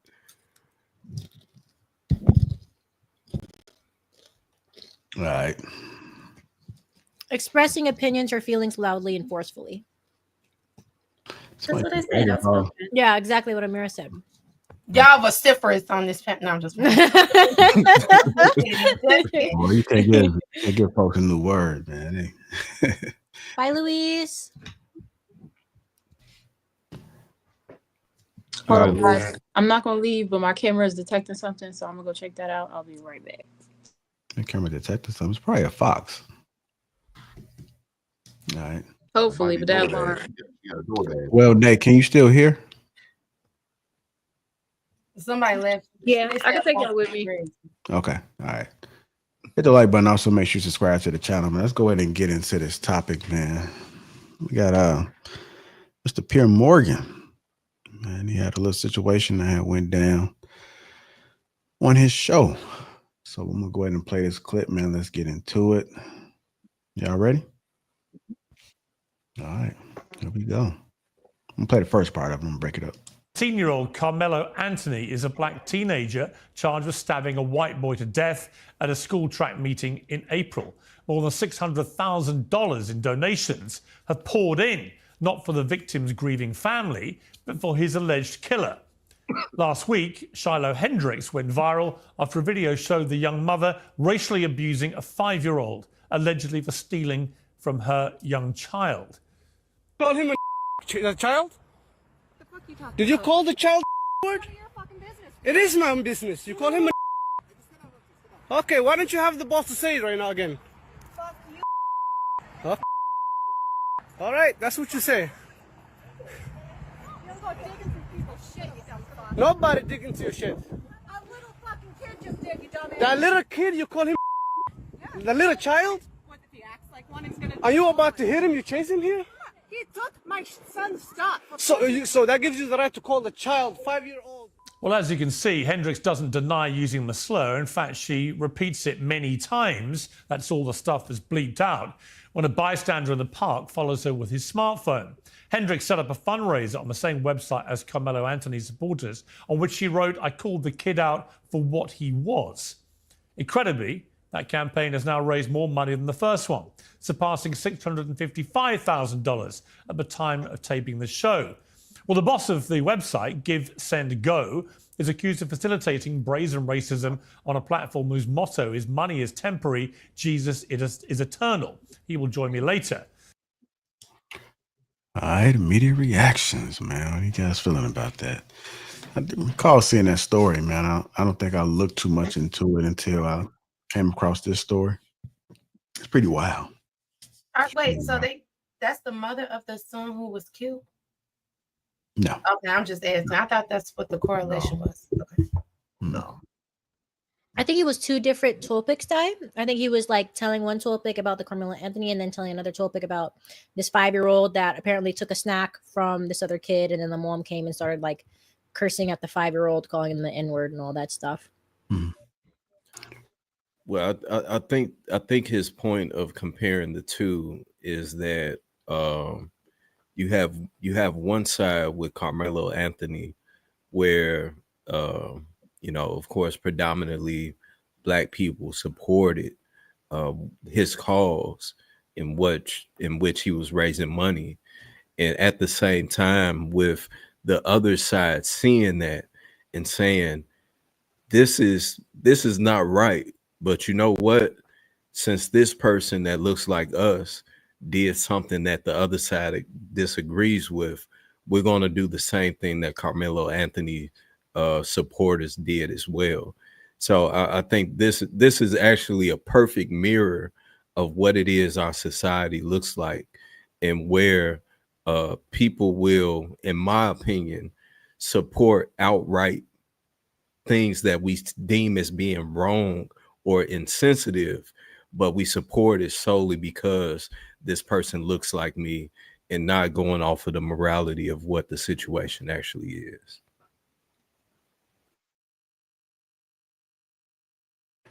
All right, go ahead, Dan. When I saw it, I couldn't. It's like Viz just said it. He just basically summed it up, and it's just like trying to talk to those. Like when I see the comments and the people trying to justify it, it's like talking to a wall. At some point, it's just like you just feel like this is the who can kill each other. Well, I don't understand, or who can attack each other the most, or I really don't understand. But one thing I do notice is that both sides tend to get two different facts.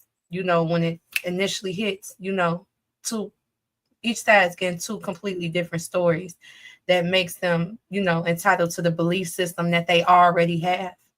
And then it's like at that point it's hard to be like having empathy. But yeah, I don't want to speak too much on that situation either, because I still have empathy for the little boy, the white dude who lost his life, because even the guy who was fighting him had empathy for him. You know what I'm saying? But when you in the mindset of self-defense, it's like, but I'm tired of seeing stuff like that. So that's my opinion. As far as like people trying to justify stuff for those just because of a race, you know. And I seen it in our race too. I've seen our people do some ignorant shit, and it was like, oh well, what has white people done to us? And I'm like, if we don't fix this soon, we'll eventually become them. Like, don't let us take over now, because a lot of innocent people who probably would like marches or to do a protest with us, they'll probably get attacked because we haven't fully healed or, you know, forgave in order for us to move forward, which is something the Native Americans had to do in order to get to where they are today. So had to forgive people that ain't sorry, you know. And then at that point, you could really make a move and do something different within your community. All right. Anybody else? Yeah, I think that I don't know the totality of the young man with the defense when they were trying to compare the two issues. I think the point, because I looked at that Pierce Morgan thing in its entirety, and what the gripe was how could the community support the young man from the GoFundMe and then flip it on this young lady having a racial anguish to against this child, and then the Black community is saying, oh, that's wrong. But basically I think what they were explaining was that it wasn't the fact that they were funding the young man and saying what he did was right. It was to help him with his legal fees, I believe, so that he can ultimately have a good, strong defense. This is what they were saying. I'm not saying it's right necessarily, Viz, but that's what they were trying to spell out. But I'll say personally, the lady in the park with the kid, I just think that lady's unhinged. Like, how can you find yourself to, spit a racial slur at a child? Children, when they interact and they playing, they don't always mean anything wrong. Kids take stuff all the time, push each other over all the time, things like that. So, and I don't know what's wrong with that lady mentally to where she felt necessary to have to bully a child. And then where's that kid's parent? How did this even go down? How did this transpire? So we still got a lot of hate this nation, unfortunately. And we never know. Maybe the kid's parent like walked away because they didn't want to have confrontation, and then it be flipped to now it's like, oh, you have, this parent acting a certain way. So I think that the woman that started doing the racial slurs and calling out the 5-year-old is wrong. That's a 5-year-old at the end of the day. Like you stated, it's way different than the Carmela and everything, because that's two young kids going at it, right? Not that there's right thing or wrong thing, but it's just that's between those two young kids. There was no adult involved in that process. Somebody lost their life. How is that way different? Huh? I think it's different because it's different because the whole Carmelo Anthony stuff, we're talking about two different things as far as the mom talking to a 5-year-old, like she's attacking a 5-year-old for taking a snack when there are other ways to just approach the situation. Like you could have just said, hey, like, don't do that, give that back.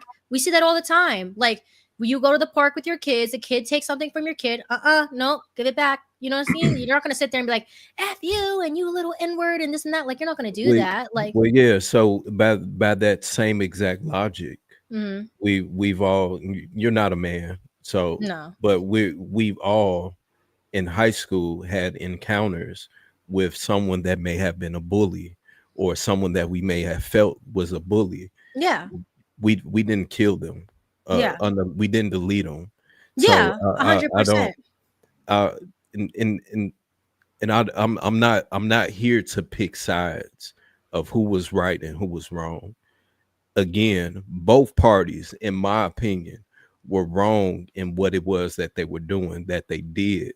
Yeah. But to try to justify one as being more right than the other, I think is No, the I'm not entire point. justifying that one is right. I'm saying they're two completely different scenarios. What, One was what, between one person, like you right, can't but no, compare. my point of saying that is, again, I think the reasoning as to why he mentioned this Mhm. is the fact that there's one group that says him deleting this young boy over a scrap, over something that every man, a young man, or in even females have encountered at some point in time in life, in high school, has dealt with. They didn't delete them. Mhm. So the same way that it's like, okay, this is something that people experience and people supported it. So the fact that the other side is seeing this, and then they now see someone do something on the opposite side of the spectrum, it's okay. Well, since they did that, we're going to support this. So I think that was the comparison of what Piers Morgan Is it was kind of like actually two trying to wrongs make a right kind of deal? Because what I was talking about was just like, why are you approaching a 5-year-old? You know, as far as like the thing that happened with Carmen, of course, we've all been bullied. I actually had a situation where one of the bullies tried to throw my brother off of a bridge. So like, I get how far bullying can go. I'm not saying what he did was right. I'm not saying that. Definitely 100%. You could always handle situations a lot better. You don't have But to unalive somebody, there's because that's not what I did when that situation arose. But the problem is that a lot of people are saying that it was right, that it was justified. I think that, but that's well, the point I was trying to draw from what I gathered from what Piers Morgan said was this is no different, almost like the George Zimmerman situation. People funded George Zimmerman's campaign for support, legal support. I'm not saying it's right. I think that that's in the same vein. This young man was wrong. We can clearly state he was wrong. He handled it incorrectly. There's no reason to ever take someone's life by force, in my honest opinion. However, it doesn't to diminish that as a community, if you want to move in that manner, that this young man needed support from a legal perspective. And that's where I think it gets a little murky, because we move our morality and our standard of morality when it's convenient.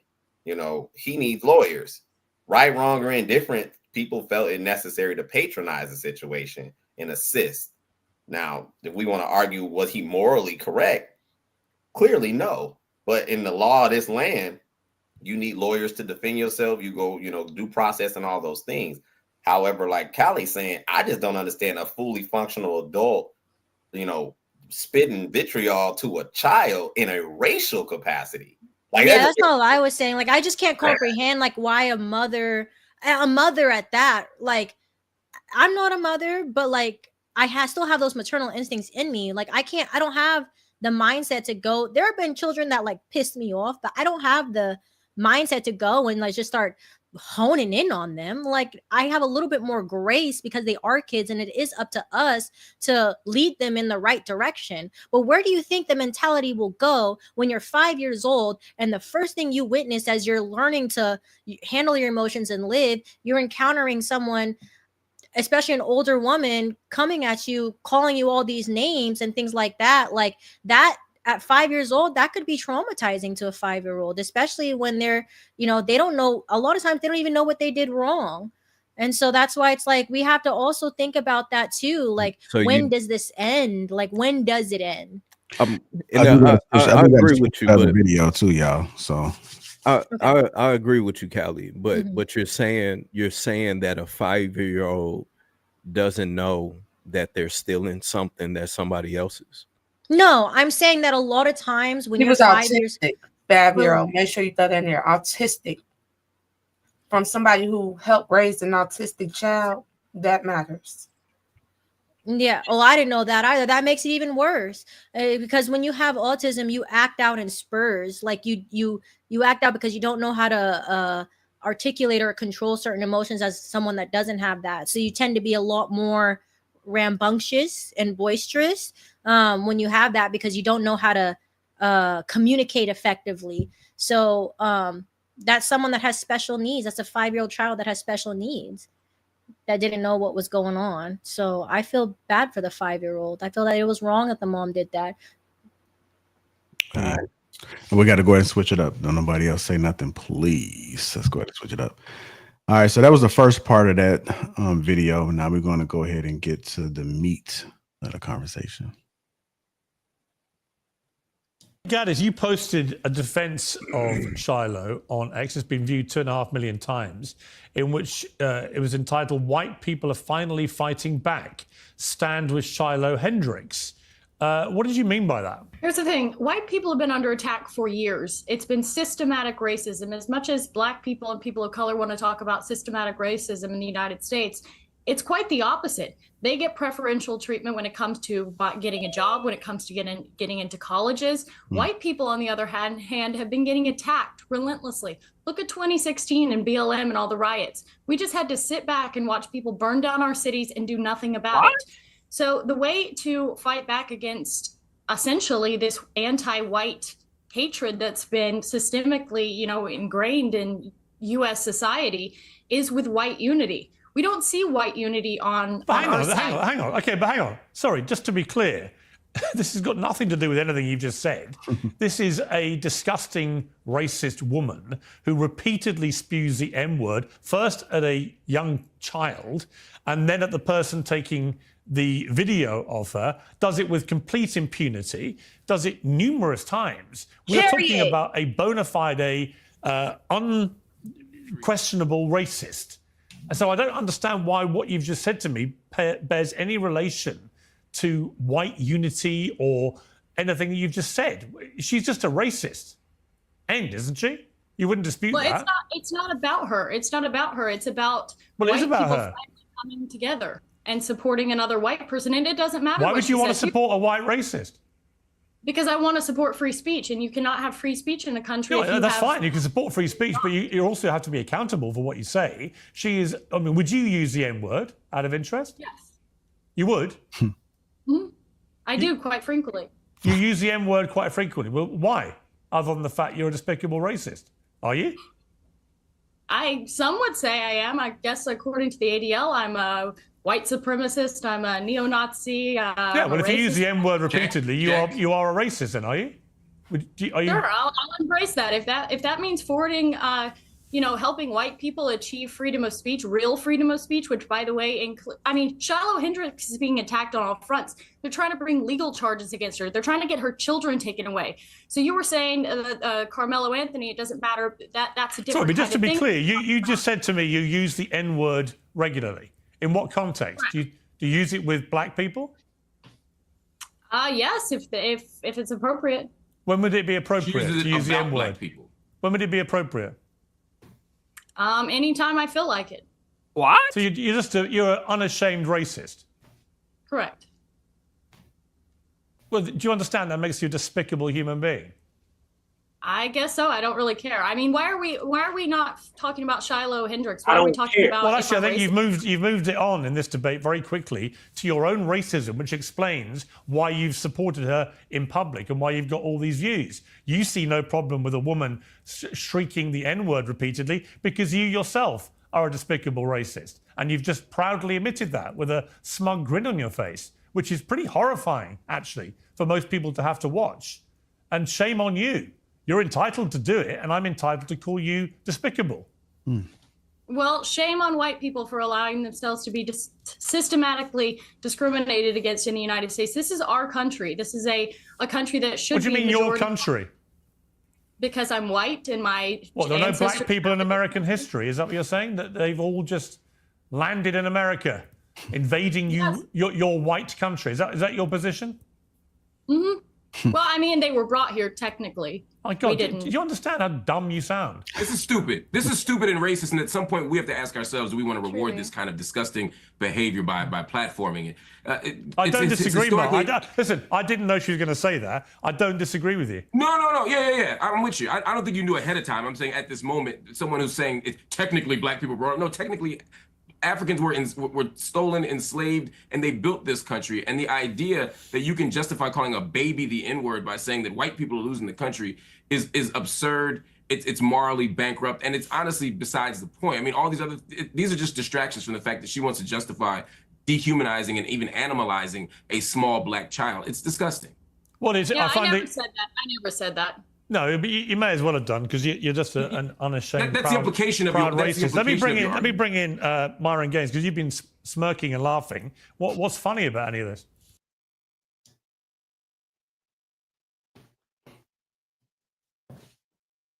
Go ahead, Dad. You want to say something? I don't like how people trying to make it seem like it's the same thing. We've seen over history that when Black people don't get the representation that they deserve, they don't get a fair shot.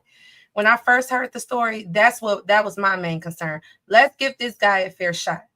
Let's make sure he have enough money to support these lawyers or even help the media be on his side, because let's not forget they be paying the media in order to sway whatever decision is going to be swayed.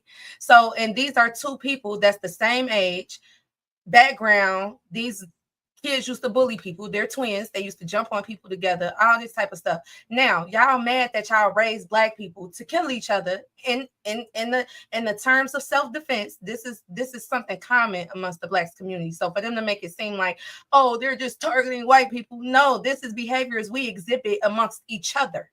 Okay, when Black men go out there and fight each other, they pull guns. This is something that we have. But now that it's spilling over into your community because we got to share the same land, now it's a problem. And that's what I don't like about it. Give that man the fair shot and the fair case. I can't say whether he's right or wrong, because then when you heard about details of it, oh, it was a cleat. He wasn't carrying a knife. It was a cleat. So now it's like, okay, was he carrying a knife or was it a cleat? I still don't know, because we won't know until it actually comes out in court, because the police said it was a knife, but then at the same time, it was a white police officer. We've seen too many times as Black people where police officers have given poor information in order to sway cases, and it doesn't come out until when they actually get in court. Like they said that young Black boy, the young wrestler who killed himself and wrapped himself up in a mat. We've heard ridiculous stories about Black people. Now, like I said, I don't know if he's right or wrong, but most people was like, okay, when it comes down to white men, we notice they get off because they support each other. And we notice that they have fair representation because they support each other. That's what happened with Zimmerman. I don't know if he was right or wrong, but what I do see is a product of what y'all wanted us to be, spilling over into y'all environment. And now y'all want to, oh, well, we got to hold them. Well, make sure you hold them motherfuckers accountable too when them MFers accountable too when they come over and be killing our kids that has nothing to do with gang banging and stuff like that.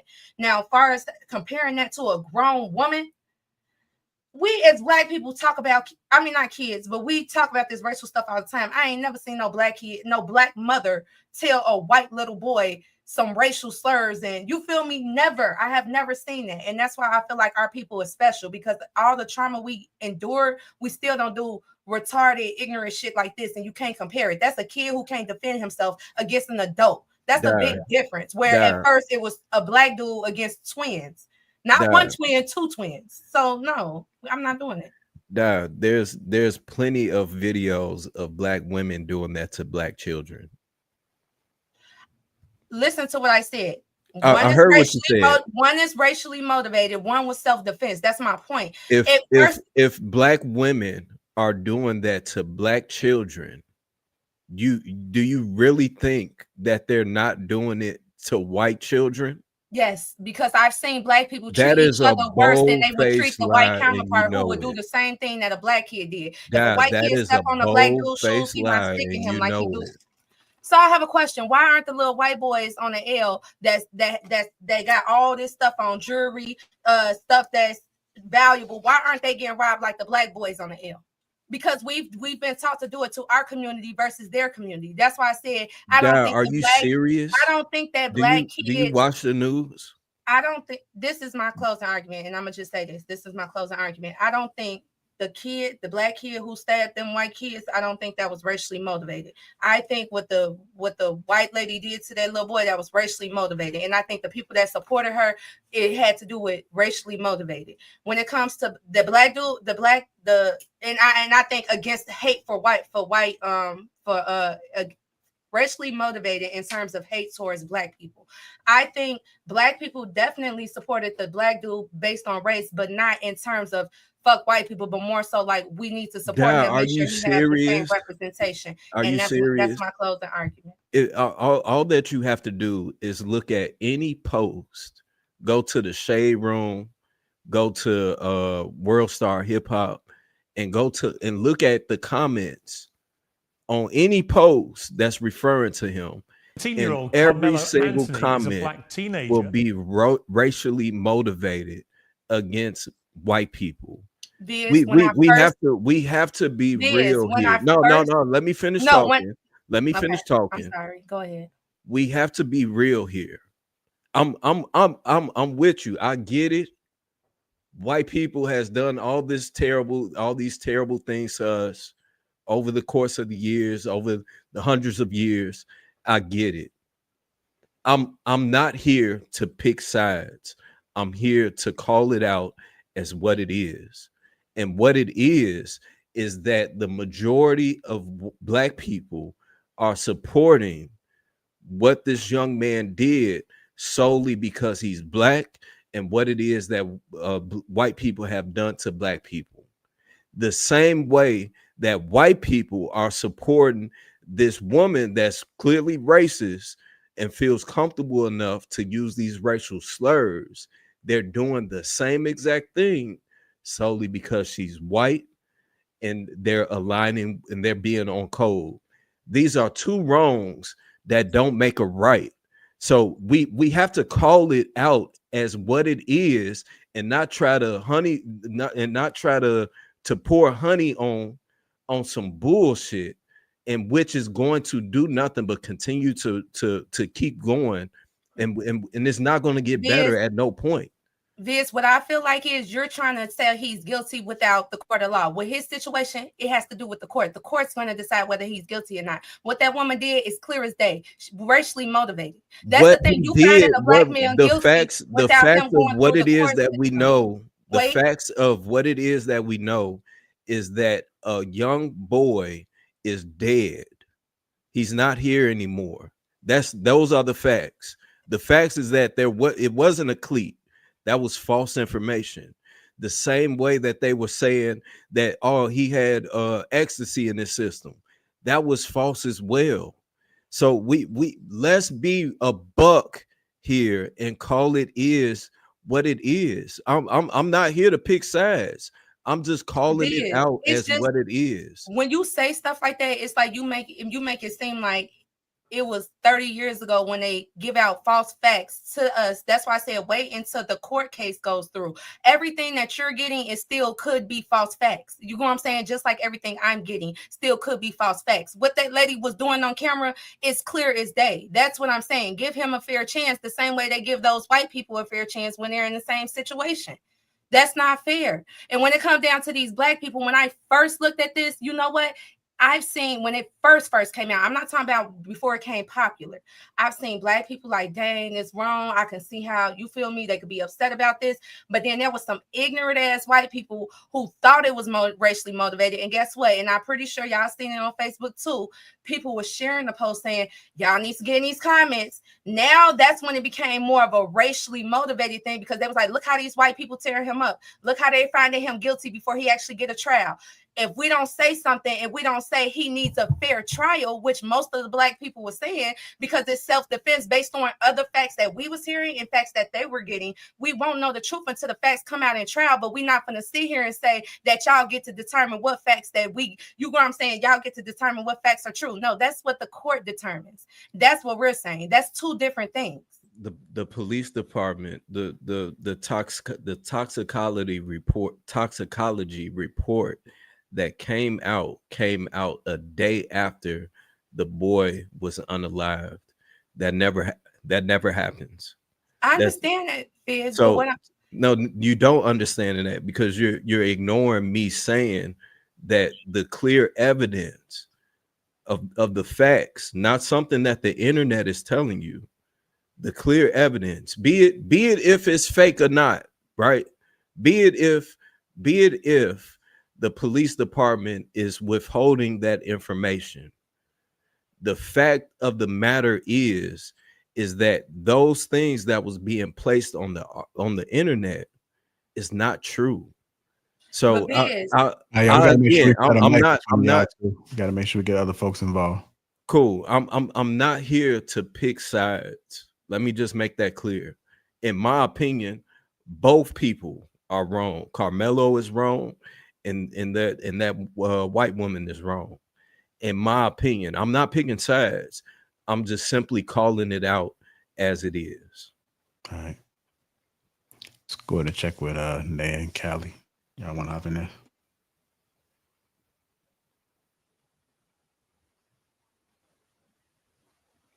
If y'all scared, I just go into somebody else, man. Y'all. No, I was just eating, but first I want to touch on their little conversation. Di, I think what he's saying is, and I have like a similar stance, I'm not gonna lie. I think what he's saying is like when he sees like cases like this, he likes to take race out of it. Me personally, I do too. I mean, some things are blatantly racist, but at the end of the day, like you said, right is right, wrong is wrong. But as far, sorry if y'all see my cat in the back, but as far as like the video and what happened, because actually I seen the show, and after that it got a little worse. They tried to like make, I don't know if you're gonna get into that, so I ain't even gonna get into that. But I think we gotta pay attention to like what she said. It don't matter what case was presented in front of her, she would have had the same stance. She's gonna stick up for her people because she believes we're not supposed to be here. When dealing with those types of white people, it's not even an argument, because at the end of the day, they think like we're animals. We're not supposed to be here. We're this, we're that. They don't see us as people. They don't see us as rightfully having freedom, rightfully having a say, any of that. So I don't know. I think like she was definitely wrong. I love how Pierce clocked her on that. And then after that clip, they all definitely clocked her on that. But with that being said, yeah, I don't like people like that. You just can't even give attention to, because she's brainwashed into thinking like this is our world, like this is our country. Y'all aren't supposed to be here. So for her, it's just like, okay, well, this wouldn't have happened if y'all weren't here, if y'all stayed where y'all were at. It don't matter. Like to us, like yes, that history is important. It's very important. But to her, that's not her history. It's not important. She was raised by a white mom, white dad. So that's all she's gonna see. She don't live that life. Even her saying like, well, you never see this happening or this happening, and in the white community, like this happens and nobody does anything. We had to stand back and watch everything happen during the whole BLM movement. We were in that movement. We lost people in that movement. We got people who got hurt in that movement. People's lives were changed like completely because of that movement. So it's like it affects us because it was us. It's not going to affect her. She's not going to see that. So I don't know. Yeah, I think that Pierce Morgan did a wonderful job letting it be known that he will not tolerate any racism on his panel or on his show. So shout out to Pierce Morgan and the people that stood up to that, because what she said was wrong. And I think that, yeah, what Nye said, like, unfortunately, with people that are pro their own race, they're going to say outlandish and outrageous things. Okay, you, like he said, you can have freedom of speech, but you're still going to have to account for what you say just as much as you're going to have to account for what you do. So as far as if you want to go into the whole why together, we'll find out on the trial what happened, what transpired, what led to that, because I did professional fighting. I understand that you hit someone a certain way, it'll knock them out. So she said it was with the cleat. If she hit him in the head a certain way with the cleat, it could have stabbed into his head. Then that could have been, I don't know what transpired. I don't know what happened. I don't know. I have no freaking idea what happened to that. I wasn't really paying attention, but at the end of the day, we'll find out what happens with that trial and see what transpired, what happened to that. Now, it's still sad that, a teenager did have to lose his life over an altercation that didn't need to transpire in itself. So that is still a sad situation, and, that is sad to the family. But as far as the woman, again, the woman sitting there trying to call a 5-year-old an N-word, I just don't see that any justification in that. I don't see anything why that would be okay or appropriate to do, especially because you're older to handle situation. You are older, so you should know how to handle situations accordingly, especially when it comes to kids. And you have kids yourself. So especially if you have multiple kids, you should be able to break up. I'm sure if you have multiple kids, you're able to be like, hey, don't steal from your brother, or hey, don't do this. You're able to say it in a way where it doesn't have to be so derogatory. And then the woman that was justifying it and saying we need to stand up for all this is like, okay, like what is the purpose of you going on a live show to say all of this? What are you looking to achieve? Okay, you want to kick all the black people out? That's not going to happen. So everything that you're saying, well, that's what she said, right? She said that, you know, we're reclaiming our country and black people, whatever. So if that's what you want to do, it's not going to happen. So you even spewing that or saying that on live TV, there is absolutely no purpose for 90% of the shit she says. She could have just kept that with her and her little friends and did that. But she ended up making a fool out of herself. And now she's viral for it. And now the whole world sees her for what she is. So maybe it is a good thing she said that, because now let's get exposed and expose the people that are blatantly out here spreading racism, spreading hate, all because they don't know how to whatever internal shit they got going on within themselves. But and it don't matter because she's about to lose her career. So yeah, like, I mean, you're gonna lose us. everything. Like, this whole thing's gonna be televised, and it's like, okay, like, I get it. Like, you know, I get with the whole Carmelo Anthony, we don't know what happened, but at the end of the day, there was a child that lost its life. And at the end of the day, I'm not for children losing their lives, because you know that it's unnecessary. But I don't know what happened, so I don't really want to speak on that because I have no facts, and I don't want to say anything that's going to you know, that I might be wrong about. If I'm going to speak on something, I want to know the whole shit. I want to know everything, the ins and out, before I speak on something, because I could be speaking out my motherfucking ass for all I know. But yeah, that's where I stand. What we know is one young man is alive and one young man is not here anymore. Also, I think that we forget what the internet is now, and a lot of people get on these television shows on the internet to literally troll people. If I'm correct, and I don't know if JR is going to play more clips of it, but I believe the one young lady, the white woman that was defending her, is actually a comedian or a social media influencer of some sort. So this isn't going to affect her in some type of negative way. This is only going to make her bigger and grow her platform as to what it is that she's saying, in which, in my opinion, again, feeds back into the fact that we as Americans, regardless if you black, white, Asian, whatever color it is, the fact that this is going to continue to feed into the fact that we will never be able to come together, because these simple discrepancies in which we all can agree that morally is incorrect, we still choose to pick a side solely based off of race, even if we don't agree with what's happening. So that's my stance in these situations. Color is an issue, yes.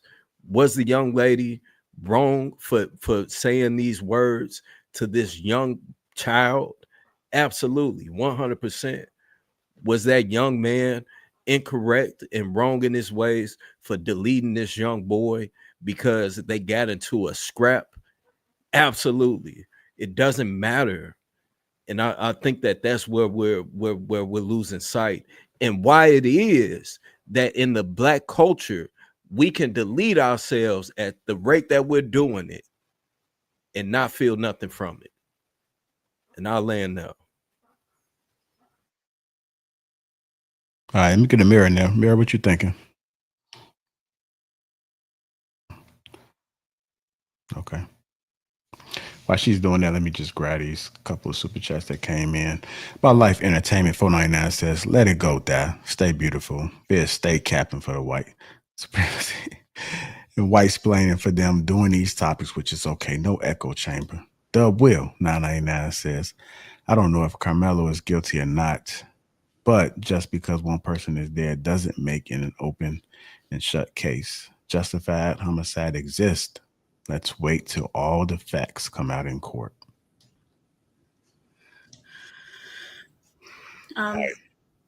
So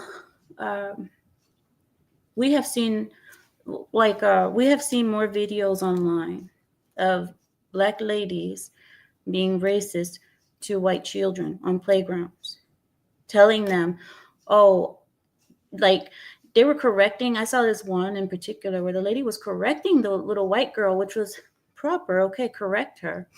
But then she started making side comments like, oh yeah, teach her that her privilege doesn't work here, or something like we taking her privilege away one child at a time, or something like that. And that was completely unnecessary. But we see more cases of minorities saying out of pocket things to white people, but it's not taken the same way.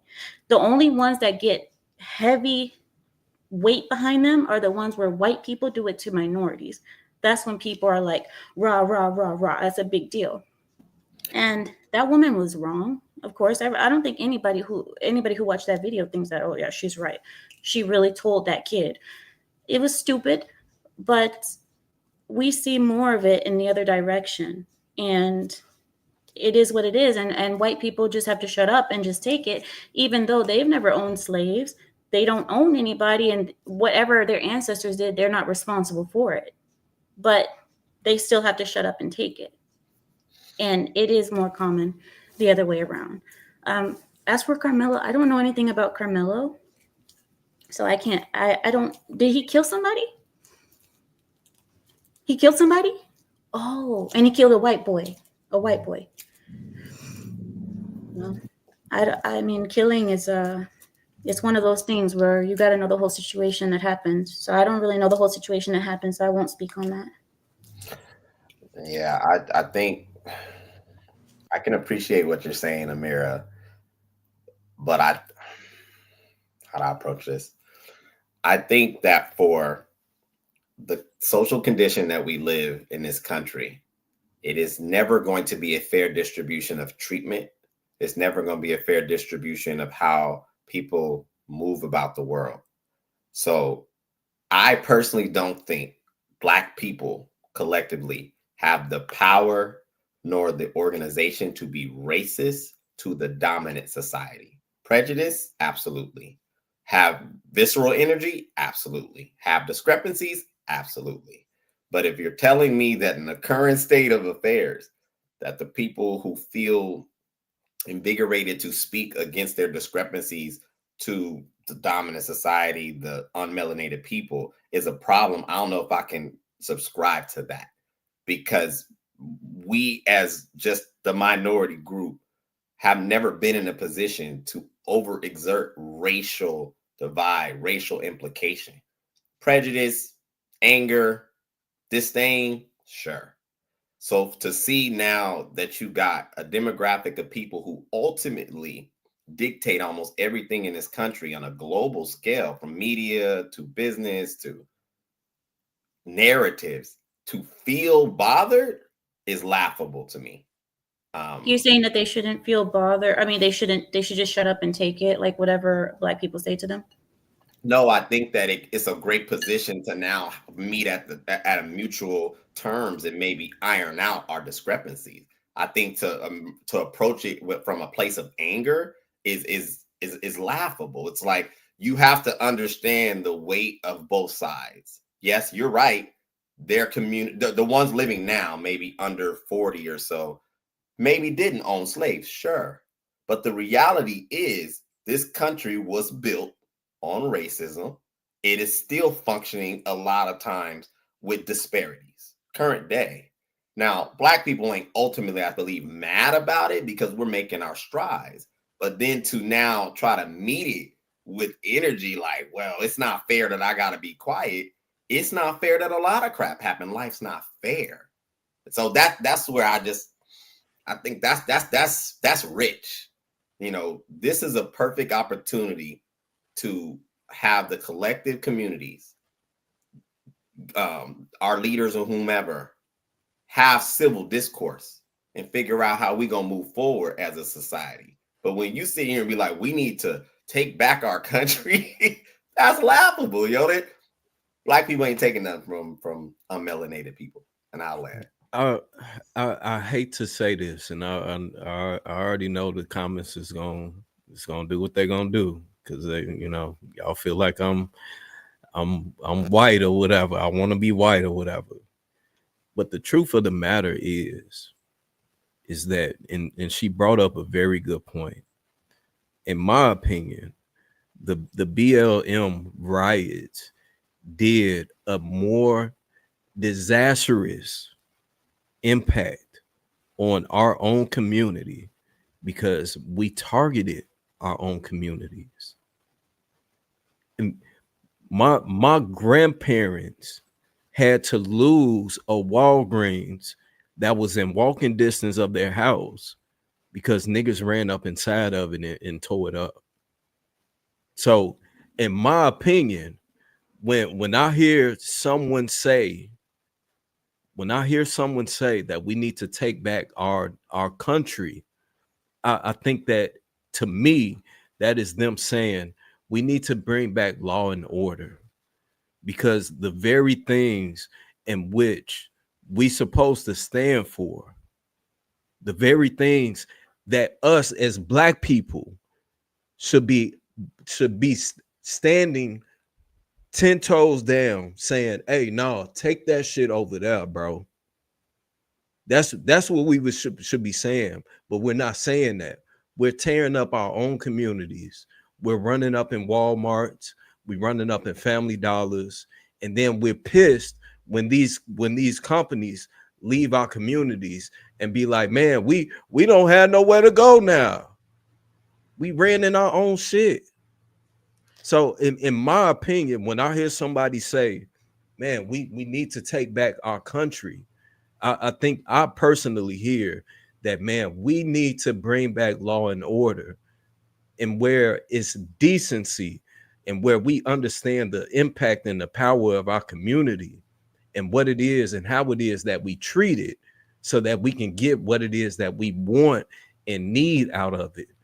Because these young niggas is running up in the communities, but we're forgetting about the old people that live in those communities, that Yes. can't leave those communities. So what about them? This, do you know, somebody brought up something in the chat, and it's a good point, that George Soros funded much of that BLM stuff. And you think that George Soros gives a hoot about the Black community? He making money off of them. Yeah, and then like, I mean, this is destruction on the Black community more than anything. It's not, but whatever. Maybe some people see that as a good thing. I don't know. I see where y'all coming from. Go ahead. I'm sorry. You can go first if you want.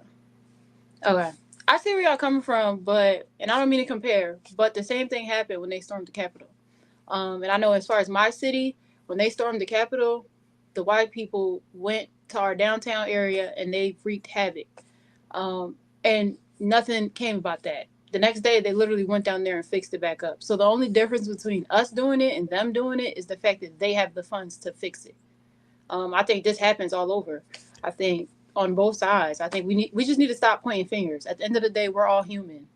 There's like, we can't just say like, oh, all Black people are good, all Black people are bad, all white people are good, all white people are bad. Like I said before, I feel like it's a fetish with race at this point, and we just gotta learn how to overcome that. We have a lot of our rights back at this point, so we gotta do what we can do to become better people. But that's my point, though. Again, we see a situation of where us during the BLM riots, where we tore up our own cities. I'm from Chicago. I watched Chicago, downtown Chicago. I was staying downtown Chicago at the time. I was sitting, I came outside to make sure nobody fucked with my car as I'm watching people walking down the streets with liquor bottles, with brooms, with stuff that they're stealing from things that's in the community. Mm-hmm. So I'm seeing this, and it's like, yo, I'm spending $2,000 to live down here in a one bedroom apartment, and I gotta worry about what's going on outside. That's, to me, I shouldn't have to do that. But at the same time, undoubtedly, them storming the Capitol was insane. But it's just as insane that we tore up our communities. But that's what I'm again, saying. we're in a situation. We're in a situation as to where neither one of these wrongs are right.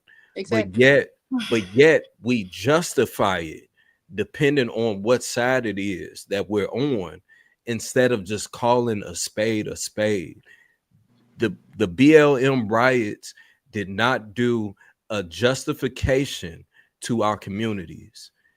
Chicago, I can only speak on Chicago because I'm from there. Chicago, Walmart's closed, Walmart's left the hood because people was running in them and looting.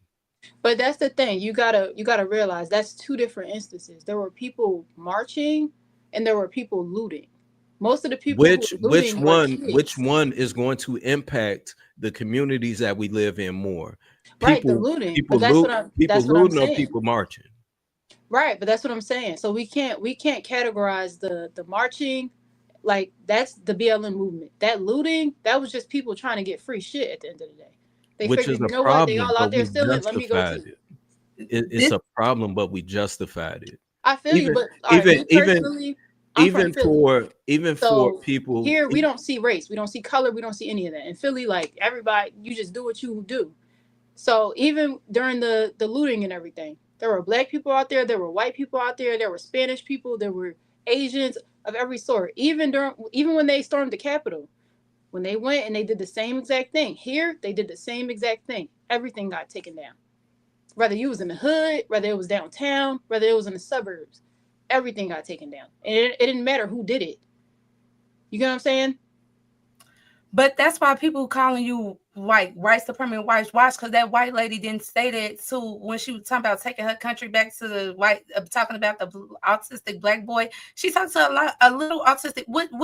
What does he have to do with taking your country back? And don't act like we're not the only ones undisciplined, because that's just what they publicize and put on the media. The white people just as undisciplined as us. If you look at their communities, their lower class and middle class communities, they're filled with drugs. When I looked into this rehab place, from 18 to 25, all of their kids in the middle and lower class, most of them that's enduring the hardships that we're enduring is in drugs. You know what I'm saying? So by them to say, oh, we're taking America back by making black people more disciplined. They ain't worried about making their people more disciplined. They ain't worried about their people taking up public aid because they thought it was mostly black people, but come to find out it's really mostly white people. They ain't talking about that. They just talking about making sure that the black people stay in order while we get to do whatever the F we want to do. Because why are you saying that to a child? That's what I'm saying. And then another thing, her actions are clearly racially motivated, regardless if our support was racially motivated or not, which I would think by the way you're speaking, I would think you would think like, oh, I'm glad my black community is on the finally, on the same page. But we knew his actions were not racially motivated. That's the difference. Why are you supporting somebody whose actions are clearly racially motivated while we're supporting somebody who we just want to make sure that he gets the great representation? Now with that $400K, if he gets if he get put in jail because he's wrong, now we know, okay, this is well deserved. He had the correct representation. They did their homework. He made sure he had the funds to do their homework. So guess what? If he goes to jail, I'm not going to be mad, because I do feel like justice should be served regardless of your skin color. The difference is this situation, racially motivated, what he did, you don't know if that boy really felt like his life was threatened or not. I don't feel like his actions and his crime was racially motivated. All right, I do got to get to this last clip. Let me go ahead and bring it up. Hit that like button again. Also, make sure you subscribe to the channel if you haven't already. Here we go. Myron, your last words on this. Okay. Because I never got to respond to Myron's other. The thing with tribalism, it's a natural human instinct. Like, we are literally designed to want to be in communities and want to be a part of a set of community because it ensures our survival. It's been that way since the beginning of time. So the thing is that people are typically going to align with people that share similar features. And that's why we have the tribalism we have going on right now. So the problem is it's not going to go anywhere. I think the problem is that we've had this penting up for literally decades, and this has been a response to it. You have people that are coming out and supporting someone who you guys might deem as a terrible racist, but I think it's also very important to understand how we got here, because if we're going to look at the smaller problem, we can't look at the bigger problem. And it's what I said before, unchecked systemic. All right, Mark Lamont Hill, your last words on this. This repeated use of the word, I think, first of all, I want to just register that as offensive, particularly as someone who doesn't identify as a member of that community and who is not, right? I think that's incredibly I'm the definition of African-American. I'm the definition of African-American. and troublesome. And to as a Sudanese American or an outsider who's using African American, the very technical term, the same way that Elon Musk is an African American, I think it is a bit disingenuous. But the bigger issue here, I think, is that this idea of equating of one side to the other side often loses track of this issue of power. To use his example, when Black people stand up and say, "Hey, let's build our own stuff. Hey, let's have a Black power movement," that is not the same as a white power. I'll let you speak uninterrupted. Let me finish, please, my Sudanese brother. So when a Black person says, "Hey, let's preserve our culture," I have no problem with Italians or Irish people or anyone else saying, "Let's preserve our culture." But when we don't talk about ethnicity, but actual race, and when white people say, "Let's preserve whiteness," it's an exclusionary practice. It's about preserving laws and practices and tactics that do harm to other people. A Black power movement was about opening stores and building businesses. A white power movement was a white power. That's the giga. A white power movement was about something very, very, very, very different. A white power movement included lynchings and included Ku Klux Klan, etc. So let's not pretend that these are opposite sides of the same coin. When white people say, "Let's save our country," and even using language of our country, when Black people built this thing, when you say that, you're talking about forcing people out of the country. You're talking about laws that discriminate. You're talking about doing harm to people. Let's not pretend these are the same thing. Just like these GoFundMe campaigns are not the same thing. I'm okay if everybody gets out of the GoFundMe industrial complex. I'd love that.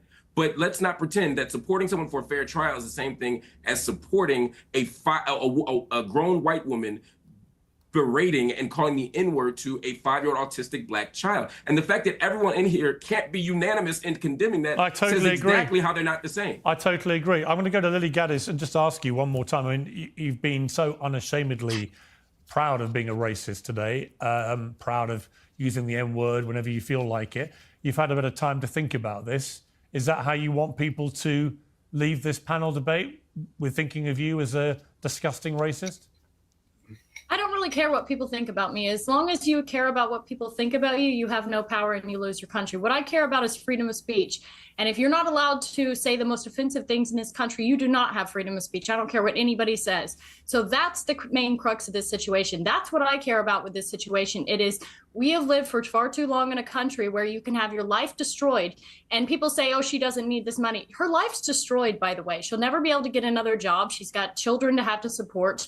And I don't want to live in a country where you can say an inappropriate, rude thing, which, by the way, Black people can say things to white people all the time and they never get canceled. There's no backlashing about this. I want to live in a country where people are allowed to say what they want unashamedly. And you will go not on, then, have say it. everything. Say You the will N- not have Go on, free say, speech. go on. Say the N-word. Go on. No. Don't invite. No.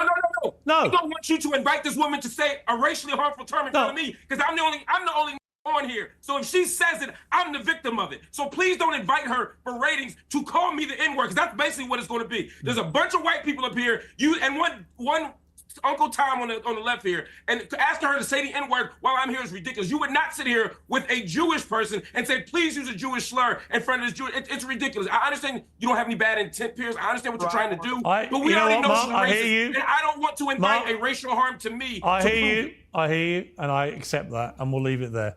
Thank you all very much. I know. She just admitted she was racist, so I don't know what this whole debate is about. She blatantly said, "I'm a racist." That's what she said. So like why are we sitting up here oh, we can understand what she's saying? No, because it would be different if she said, "I'm not a racist. I just believe in this, and this is my standpoint." That would be a completely different thing than me saying, "I'm a racist. Let's take back our country," versus "I'm not a racist. Let's make this country better." Because here's the thing, we want to talk about looting, we want to talk about all that. Did you know in California that you can steal up to $1,000 and it's not even a felony or nothing? You'll get a slap on the wrist. Well, guess who proposed that whole ideal? It wasn't a Black person. It was not a Black person at all. It wasn't. And it's just who votes for that person? The state votes for the Democrats. What I'm saying. Who do Democrats? Who votes predominantly Democrats? I don't know. People. You know who? People. It's still a white. I'm not regardless. Listen, I would be disingenuous. I would be disingenuous if I say I follow politics all the way to the T. I don't. All I know is these are the laws. This is what imposed, and people voted for it. People voted for it. I live in a predominant, yeah, you want to say Democratic, but also I consider them a little bit more liberal than Democratic, but out here in California, because that's what it kind of is on the fence of. But for me, it's just Liberals like, are Democrats. okay, well, for me, it's more of just like, hey, like, this person is, at the end of the day, there is a woman coming up here saying that she is racist. That's it. Like, she's on a panel, she's on a live television stating the fact that she's racist, and this is what her belief is. Okay, you want to talk about freedom of speech? No one is saying we don't have freedom of speech.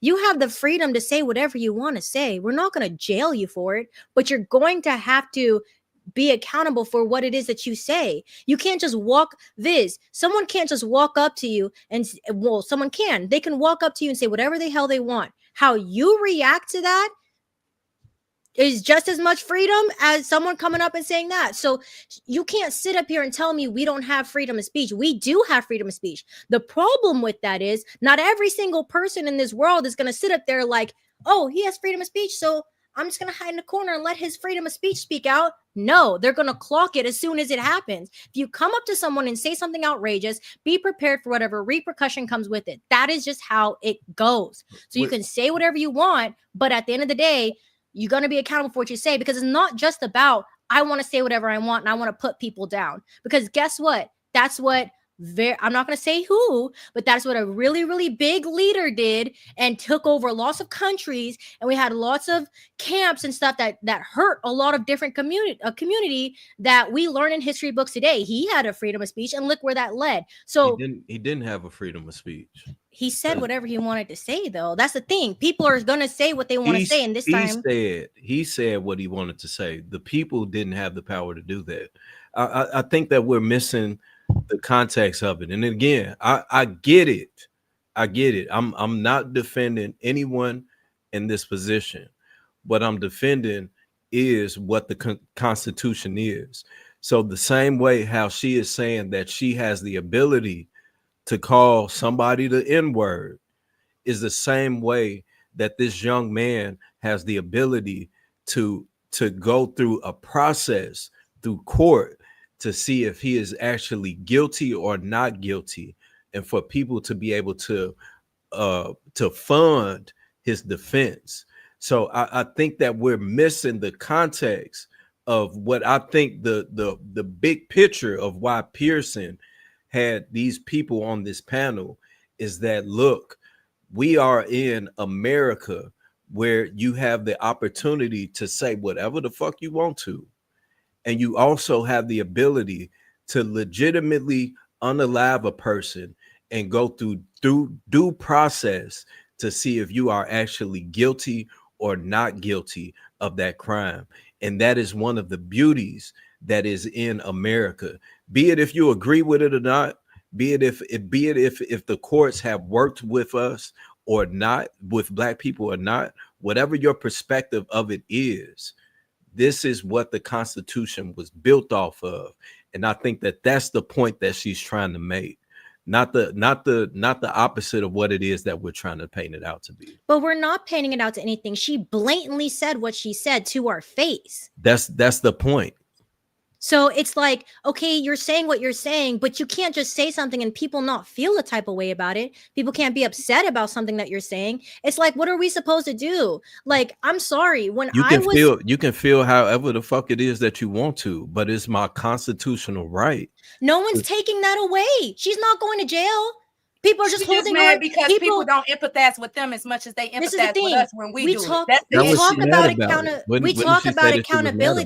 but we talk about accountability. At what point does that accountability stop? Does that accountability stop because you have constitutional rights? No, it doesn't. What you say, we are going to hold you accountable for. So if you tell me to my face you are a racist, I'm going to think that everything that comes out of your face, out of your mouth, is going to constitute racism because you're telling me to my face I am racist. We cannot sit on these panels and talk about women need to vet better, women need to do better, but then when we hold a woman accountable for some shit that she's saying that's outlandish, we're going to sit up here and be like, oh, she's a woman. And there's her constitutional right to say that. That is her constitutional right to say that. But God damn it, what she's saying is wrong. What she's saying is stupid. And she's making a fool out of herself. And she deserves every repercussion that comes with that. Just like when you go to work and you say some stupid shit to a customer, your ass is going to get fired. You have the constitutional right to say it, but you're getting fucking fired for saying that shit to the customer and making the company look bad. That is exactly what's going to happen. Who said that she shouldn't have to experience that? My point is that she can say that, and whatever comes with it, if she wants to deal with it, then so be it. Do you know why the white lady was getting her home taken away? Y'all are trying too she hard. threatened the little black boy. You skipping over that. She threatened the little black boy. That's why the police got involved. And she admitted it on camera when the dude asked her about it. She threatened him. That's a crime. That's a crime. That ain't freedom of speech. That's a crime. What did she threaten him and say?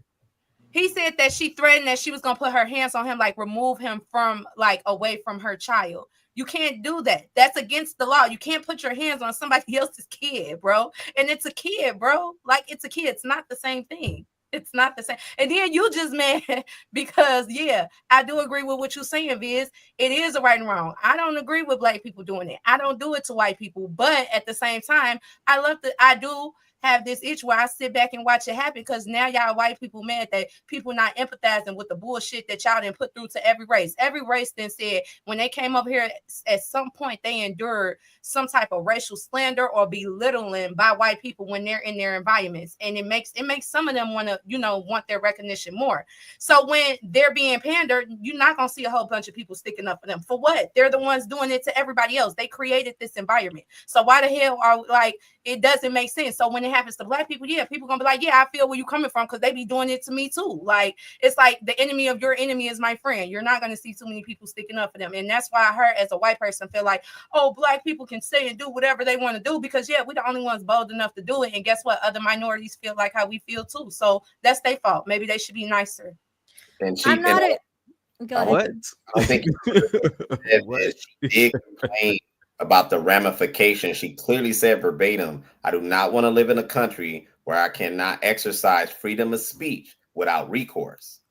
That's what she said, because she was complaining about the fact that this lady who had the feeling about the black little boy is now enduring ramifications for her slander. She's trying to use the Constitution as an scapegoat to justify what she is saying. That is wrong. You cannot twist the Constitution to make it look like you can't say what you could say whatever the hell you want to say, but society is going to go ahead and make sure that you eat those motherfucking words. That's my point. And so I'm not saying that you're saying anything wrong. I'm just giving my standpoint, but I'm not saying that you're saying, okay, so if that's your point, then we're in agreement.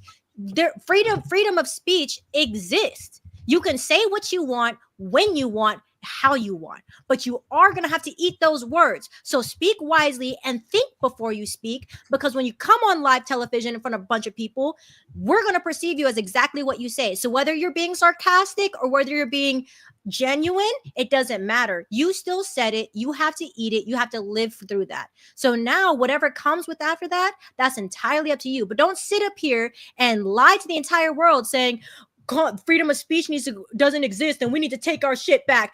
No, the hell it does exist, because if it didn't, your ass would have been arrested right after you said what you said. So don't sit up here and say that freedom of speech doesn't exist, because you can still go home, eat your food, and live freely. You're just not going to live as great of a life as you lived before because you said some outlandish shit. That's not my point. I don't know why y'all not understanding that. Let me say this. The bad thing about it is that she did it to a child. That's the sad part about it, in my opinion. That a child was a victim of this this verbal lashing this woman gave her, just I guess because his kid supposedly took her son's stuff from her. Look, she took the veil off her. We need to expose these type people. You need to expose them, and I'm okay with that. Now she let us know where she's staying, what side of the fence she on. Now we know. We adjust accordingly. That's all we can do. You're not gonna make rednecks gonna stop being racist. They're gonna be racist regardless if they say something, let it be known. They're gonna be racist if they don't let it be known. Doesn't matter. You know what I'm saying? So we just need to know what it is, and so allow the people to do what they need to do. You know, whether it's publicly shame them, bring it to people's attention, and make them feel some type of way because it said it. Yeah, do it. Do what we got to do. Put them out there. Put them on Front Street.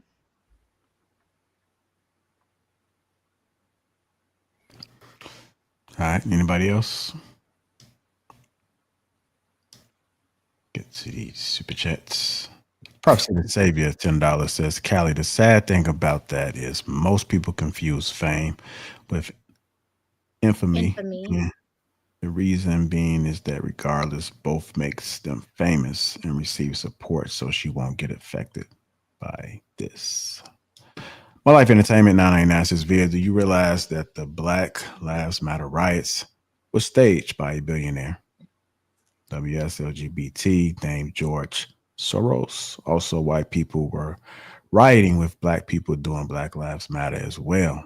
Antifa was looting also. They're not black. The Will with the 999 says, Viz, I rock with you, but I watched that whole interview and the lady was not talking about law and order. She was clearly talking about white people supporting white people for the sake of being white. The Will again with the 499. I was with Mark to the end to go off like that because some rando white lady might have said the N-word was weak as hell. The Will again, 499 says the First Amendment protects speech for governmental repercussions. It doesn't protect speech from social repercussions. Clearly. Prophecy to Savior $10 says, I think the issue is people confuse freedom of speech versus freedom of consequence, which is said shaking my head. You can say whatever you want, but there's always consequences, good or bad.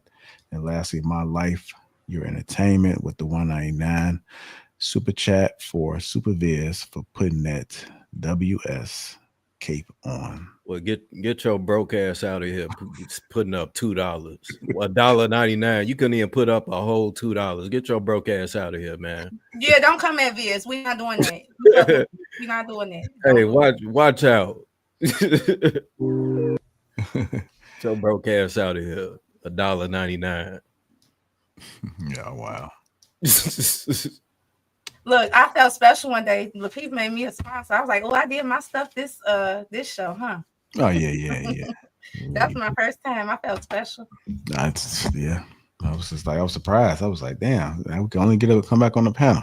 I just wanted to show you I still support you. You know, sometimes I just be having to do stuff for my mental health. Yeah, man, I had to share my thug tears. You know, I had to get the, you know, I keep a little tissue by me, you know, so I can, I've got the mash, you know, when I get kind of full. Brano with the $1.49 super sticker. Thank you, Brano. He's been a sponsor too, man. He always looks out, man. I think he's making a statement with it might have been for you, Viz. Hey, $1.49. I peeped that too. I started laughing. The 199 and then the 149. I didn't even know you could give 149. Listen, I think at the end of the day, racism is wrong on both ends. I feel that there are better ways to handle things, and you know, not everything has to lead to violence, right? Someone that, like I said, I trained jiu-jitsu for a long time, and one of the ways we were taught was how to deal with situations without having to hurt somebody. So, with that being said, you know, none of us in this panel condone violence, just as much as none of us on this panel condone racism. Viz, I understand exactly what you were saying. I get your point. And I understand that you are not supporting racism. So we're going to make that very clear to the chat. The only thing that I will say that it is wrong to sit there and talk to children. There are better ways to say things to children, especially if it's not your own, maybe even addressing the parents. That could do a whole deal. But, you know, it is sad. Someone did lose their life. A child did lose his life over the Carmelo Anthony case. We will figure out what is going on within that. But at the end of the day, let's not take away from the victim that did end up no longer being able to also say his point as well, because he is not here to give us insight on what he experienced, right? There's always two sides to every coin. So just as much as Carmelo might have something to say and have his story, there's still another story that that gentleman might not have been able to say because he's no longer here. So we do show support and sympathy for the family that lost their child. Yeah, again, just This to is set the the difference record between clear too. Carmelo's supporters and us. I'm just There's not a difference. It's the same. It's the same people, in my opinion. Now, again, just to make this clear for the record, in neither cases I'm picking sides. I'm simply calling it out as it is. Both sides are wrong in what it is that they're doing and what it is that they're supporting. It goes against the very morals that a lot of these people stand for, but they're only doing it because they're being on code. And this is something that we're being told to do on the internet, much rather than paying attention and actually looking at the morality of what it is that we're doing. So all it is that I'm saying, in my opinion, that woman is wrong for what it is that she said to that young boy, and she deserves whatever it is that comes to her. And at the same time, as me once being a 17, 18-year-old young man, I believe and I believe that what it is that that young man did was wrong in escalating that situation to the point of where someone lost their life. So it's I can poke somebody, or I can throw these hands, and I can either lose this battle or I can win it. So what you choose and what it is that you decide to go with at that point, what life has taught us is that the decisions that you make, you have to reap what you sow. So whatever comes with that, you have to make your bed and you have to lay in that motherfucker. So for both sides, you have to lay your bed. You have to lay in the bed that you made. And again, in both sides, both people have the ability to go through the due process of what it is that we are under in this Constitution to either say this person is right or this person is wrong. And that's all that I'm saying. And I'll land there. And that's the thing. I feel like a lot of people, like, once you realize at the end of the day, this isn't a race war. Like, it's a war between good and evil. Even thinking back to like slavery. Slavery didn't start based on, oh, we don't like these people, we don't want them here. Slavery started based on labor, money. They wanted people to work and not to do it for money. They wanted people to work for free. And it's cheaper to take people from a different country that don't know any better and make them think that they're going to be going to the promised land, but reality, they're going to be enslaved for as many times as they want. Exactly. 100%. Like, it had nothing to do with race. I feel like before that time, like, and that's the thing, there were black people here. That's what people are failing to realize. There were black people already here. They had their own land. They had crops. They had farms. Like, they had their own stuff. But once that law was passed, all of that went down the drain because certain people wanted more money, wanted more power. It had nothing to do with race. So I think once a lot of people take that idea out of it and they realize, like, hey, we're all people at the end of the day. Like, we'll be fine. And again, I think nowadays, like, a lot of people have a fetish with racism on our end and on their end. Once we just stop putting race and stuff and just realizing, hey, you did this to me and I didn't like that. That's when we'll be able to move on. But it also starts with us too. You know what I mean? Unfortunately, I've been through way more racial circumstances than I would like, than anyone would like.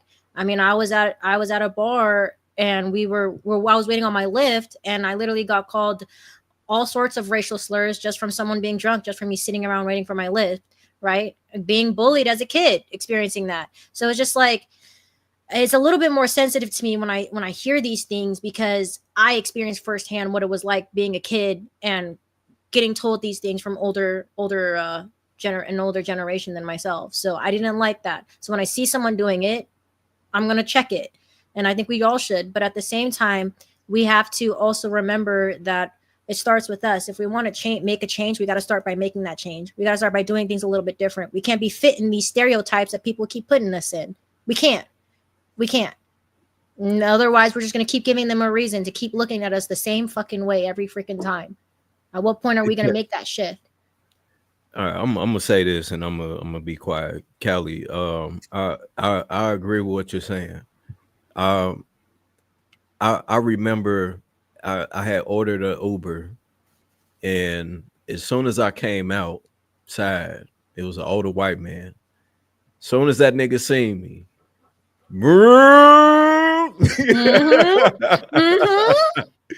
he pulled the hell off. Right?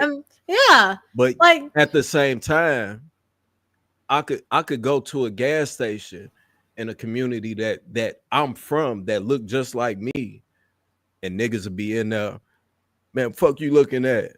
Whoa. I would experience the same exact feeling from somebody that looks just like me. So I think the point that I'm trying to make in that is that there's people on both sides that are just not simply good people. There's just simply evil people out there that's looking to prey on someone, that's looking to judge someone just off of their appearance. And that can be a person that looks just like you or a person that looks nothing like you. You just empathize with the ones that don't look like us. I don't give a fuck about that. What I care about, and the only thing that we should care about is the fact that this is a thing. That's the problem, that this is a thing. It is. So that's my whole point. Yeah, I know. I'm not doubting you. If I can't go to a gas station, these black women that's on the panel, I'm pretty sure that there are gas stations that you avoid. Probably not Dad. You from the West Side. You used to it. You probably get off from them. But my cousin be telling me don't stop there. She be like, keep going. Right, but you get off of it. You're comfortable with it. But there are some black women that are not comfortable with that, and they won't go to a gas station in a community to where I don't feel comfortable walking in here because of the niggas that's posted up in front of it. Exactly. It's no difference from us going to a sundown town, as they say. So it's the same exact type of people with the same exact mentality that are in both of these communities. So I think that that's the bigger problem, much rather than us looking at what racism is. A wise man once said that, how do we get rid of racism? You stop talking about it. And I truly believe that. So until we get to that point, we're going to continue to have these situations as to where we have these very situations where people are clearly picking sides solely off of staying on code. And I'll land now. Yeah, no, I don't. I'm just gonna say, if it was a white boy in the same position, I would say give him his. I wouldn't say that it was racially motivated. I wouldn't say that. I would say let's look at the facts. Let's go to the law. That's all I'm saying. I'm not saying that I'm giving this. I think this. I'm giving this black boy this opportunity, or I'm supporting him, or not calling him guilty because of he's black. No, if it was a white boy in the same situation, I would do the same thing, and I would say the same thing.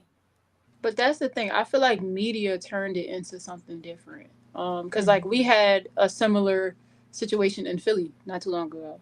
But I feel like in their town, maybe like it was just like, oh, like he unalived him. But as soon as it got brought to the internet, that's when people were like, you know what? When this happened to little black kids, y'all don't do nothing. Like, you know, and I think like a lot of people were mad at the treatment and everything that happened because of that. On both sides, because like if you think about it, like they put up a GoFundMe page to get him out. People sent like over thousands of dollars. I think last time I checked, it was up to 175,000. Oh, it's higher. Okay, it was higher than that. So people were taking that and like saying like, why are you getting this criminal out? Things like that. And then something similar happened with like a white boy. And people did the same thing on his side. So I think people just need to like, we're gonna support our people regardless. So at the end of the day, I think the media and people in general just need to stop making it about race. Like, it had nothing to do with race. Like, last time I checked, they said it was over a chair or something like that, a seat or something. So why are we saying this is racially motivated? It doesn't make sense. Like, I doubt he walked in there and it's just like, I'm gonna kill this little white boy. Like, I don't think that's what happened. And that's exactly why I said it's too different, because we have racism blatantly shown in our face, and then the other one we're still finding out what the whole root cause of the situation is. The reason why we think it's the same is because someone decided to throw racism and make it about that, but that doesn't necessarily negate the fact that that might not even be. That's probably not even, that's probably way more further from the truth than what we're seeing in our face today. The difference between someone coming up to you and telling you I'm a racist besides someone just assessing the situation and making assumptions.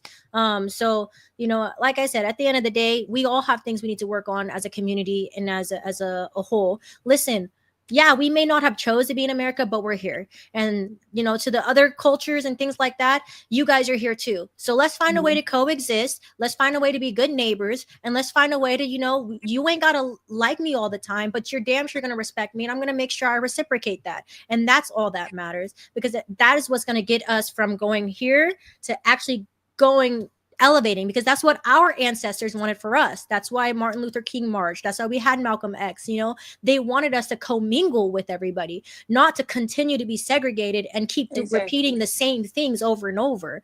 My bestest friend in the whole wide world is white. She's had my back way more than anybody. So I will never talk down on any other culture, because I'm the godmom of her daughter. Her daughter is white. And I'm her godmother, so I cannot sit up here and trash talk white people when I'm a godmother of a white child. I will never do that. I love that baby to death as if she was my own. So like I said, we just need to learn how to commingle. We're not always going to get it right, but majority of us need to start thinking a little bit more logically and less emotionally. Because I think it's when we get into our emotions and our feelings about certain situations that we start to really wrongfully assess situations, and we're not thinking, we're just kind of just doing off of what our past was, or our ancestors' past. We're not there anymore. We have a shot now. Let's take it, utilize it. Exactly. And like we have to realize it is us sometimes too. Like, for example, the whole George Floyd situation. People can scream up and down all day. That was racially motivated. But they had a past. A lot of people don't recognize that. They both worked together at a club years prior. They both knew exactly who each other were. So we don't know what really happened. Like, maybe they had an altercation back then and he just wanted to get his get back. Like, you never know. We got to stop screaming like, oh, this is racist. They did this because of X, Y, and Z. If that person didn't come out of their mouth and say that, then we don't know. No. Period. All right. Oh, we have a couple more super chats. Bardo came back and followed up with that $179 with the $10 super sticker. Prophecy Savior, $5 says, one thing Callie gonna do is let you know she got hands, LOL. Try her if you want, she said, LOL. Out here serving 2-piece and a biscuit with no beverage. So Will, also remember $4.99 says, y'all need to read the Cornerstone speech before saying slavery had nothing to do with race. All Life Entertainment $4.99 says another super chat for Superviz for crashing out and getting in his feelings. I should be close to $100 over tonight in super chats, my brother. I don't know about $100, but I appreciate that $4.99. You ain't get a whole 5, but we'll take the $4.99. I'll spot you the penny. All right, I want to thank everybody for tuning in tonight. Thanks the panel as well. So make sure we support each other all around. And y'all have a good rest of your night. And we are out, man. We live tomorrow, Thursday show. Make sure y'all tune in and tap in. 8 o'clock Central, 9 o'clock Eastern, and 7 o'clock Pacific. Got it right. We out, y'all.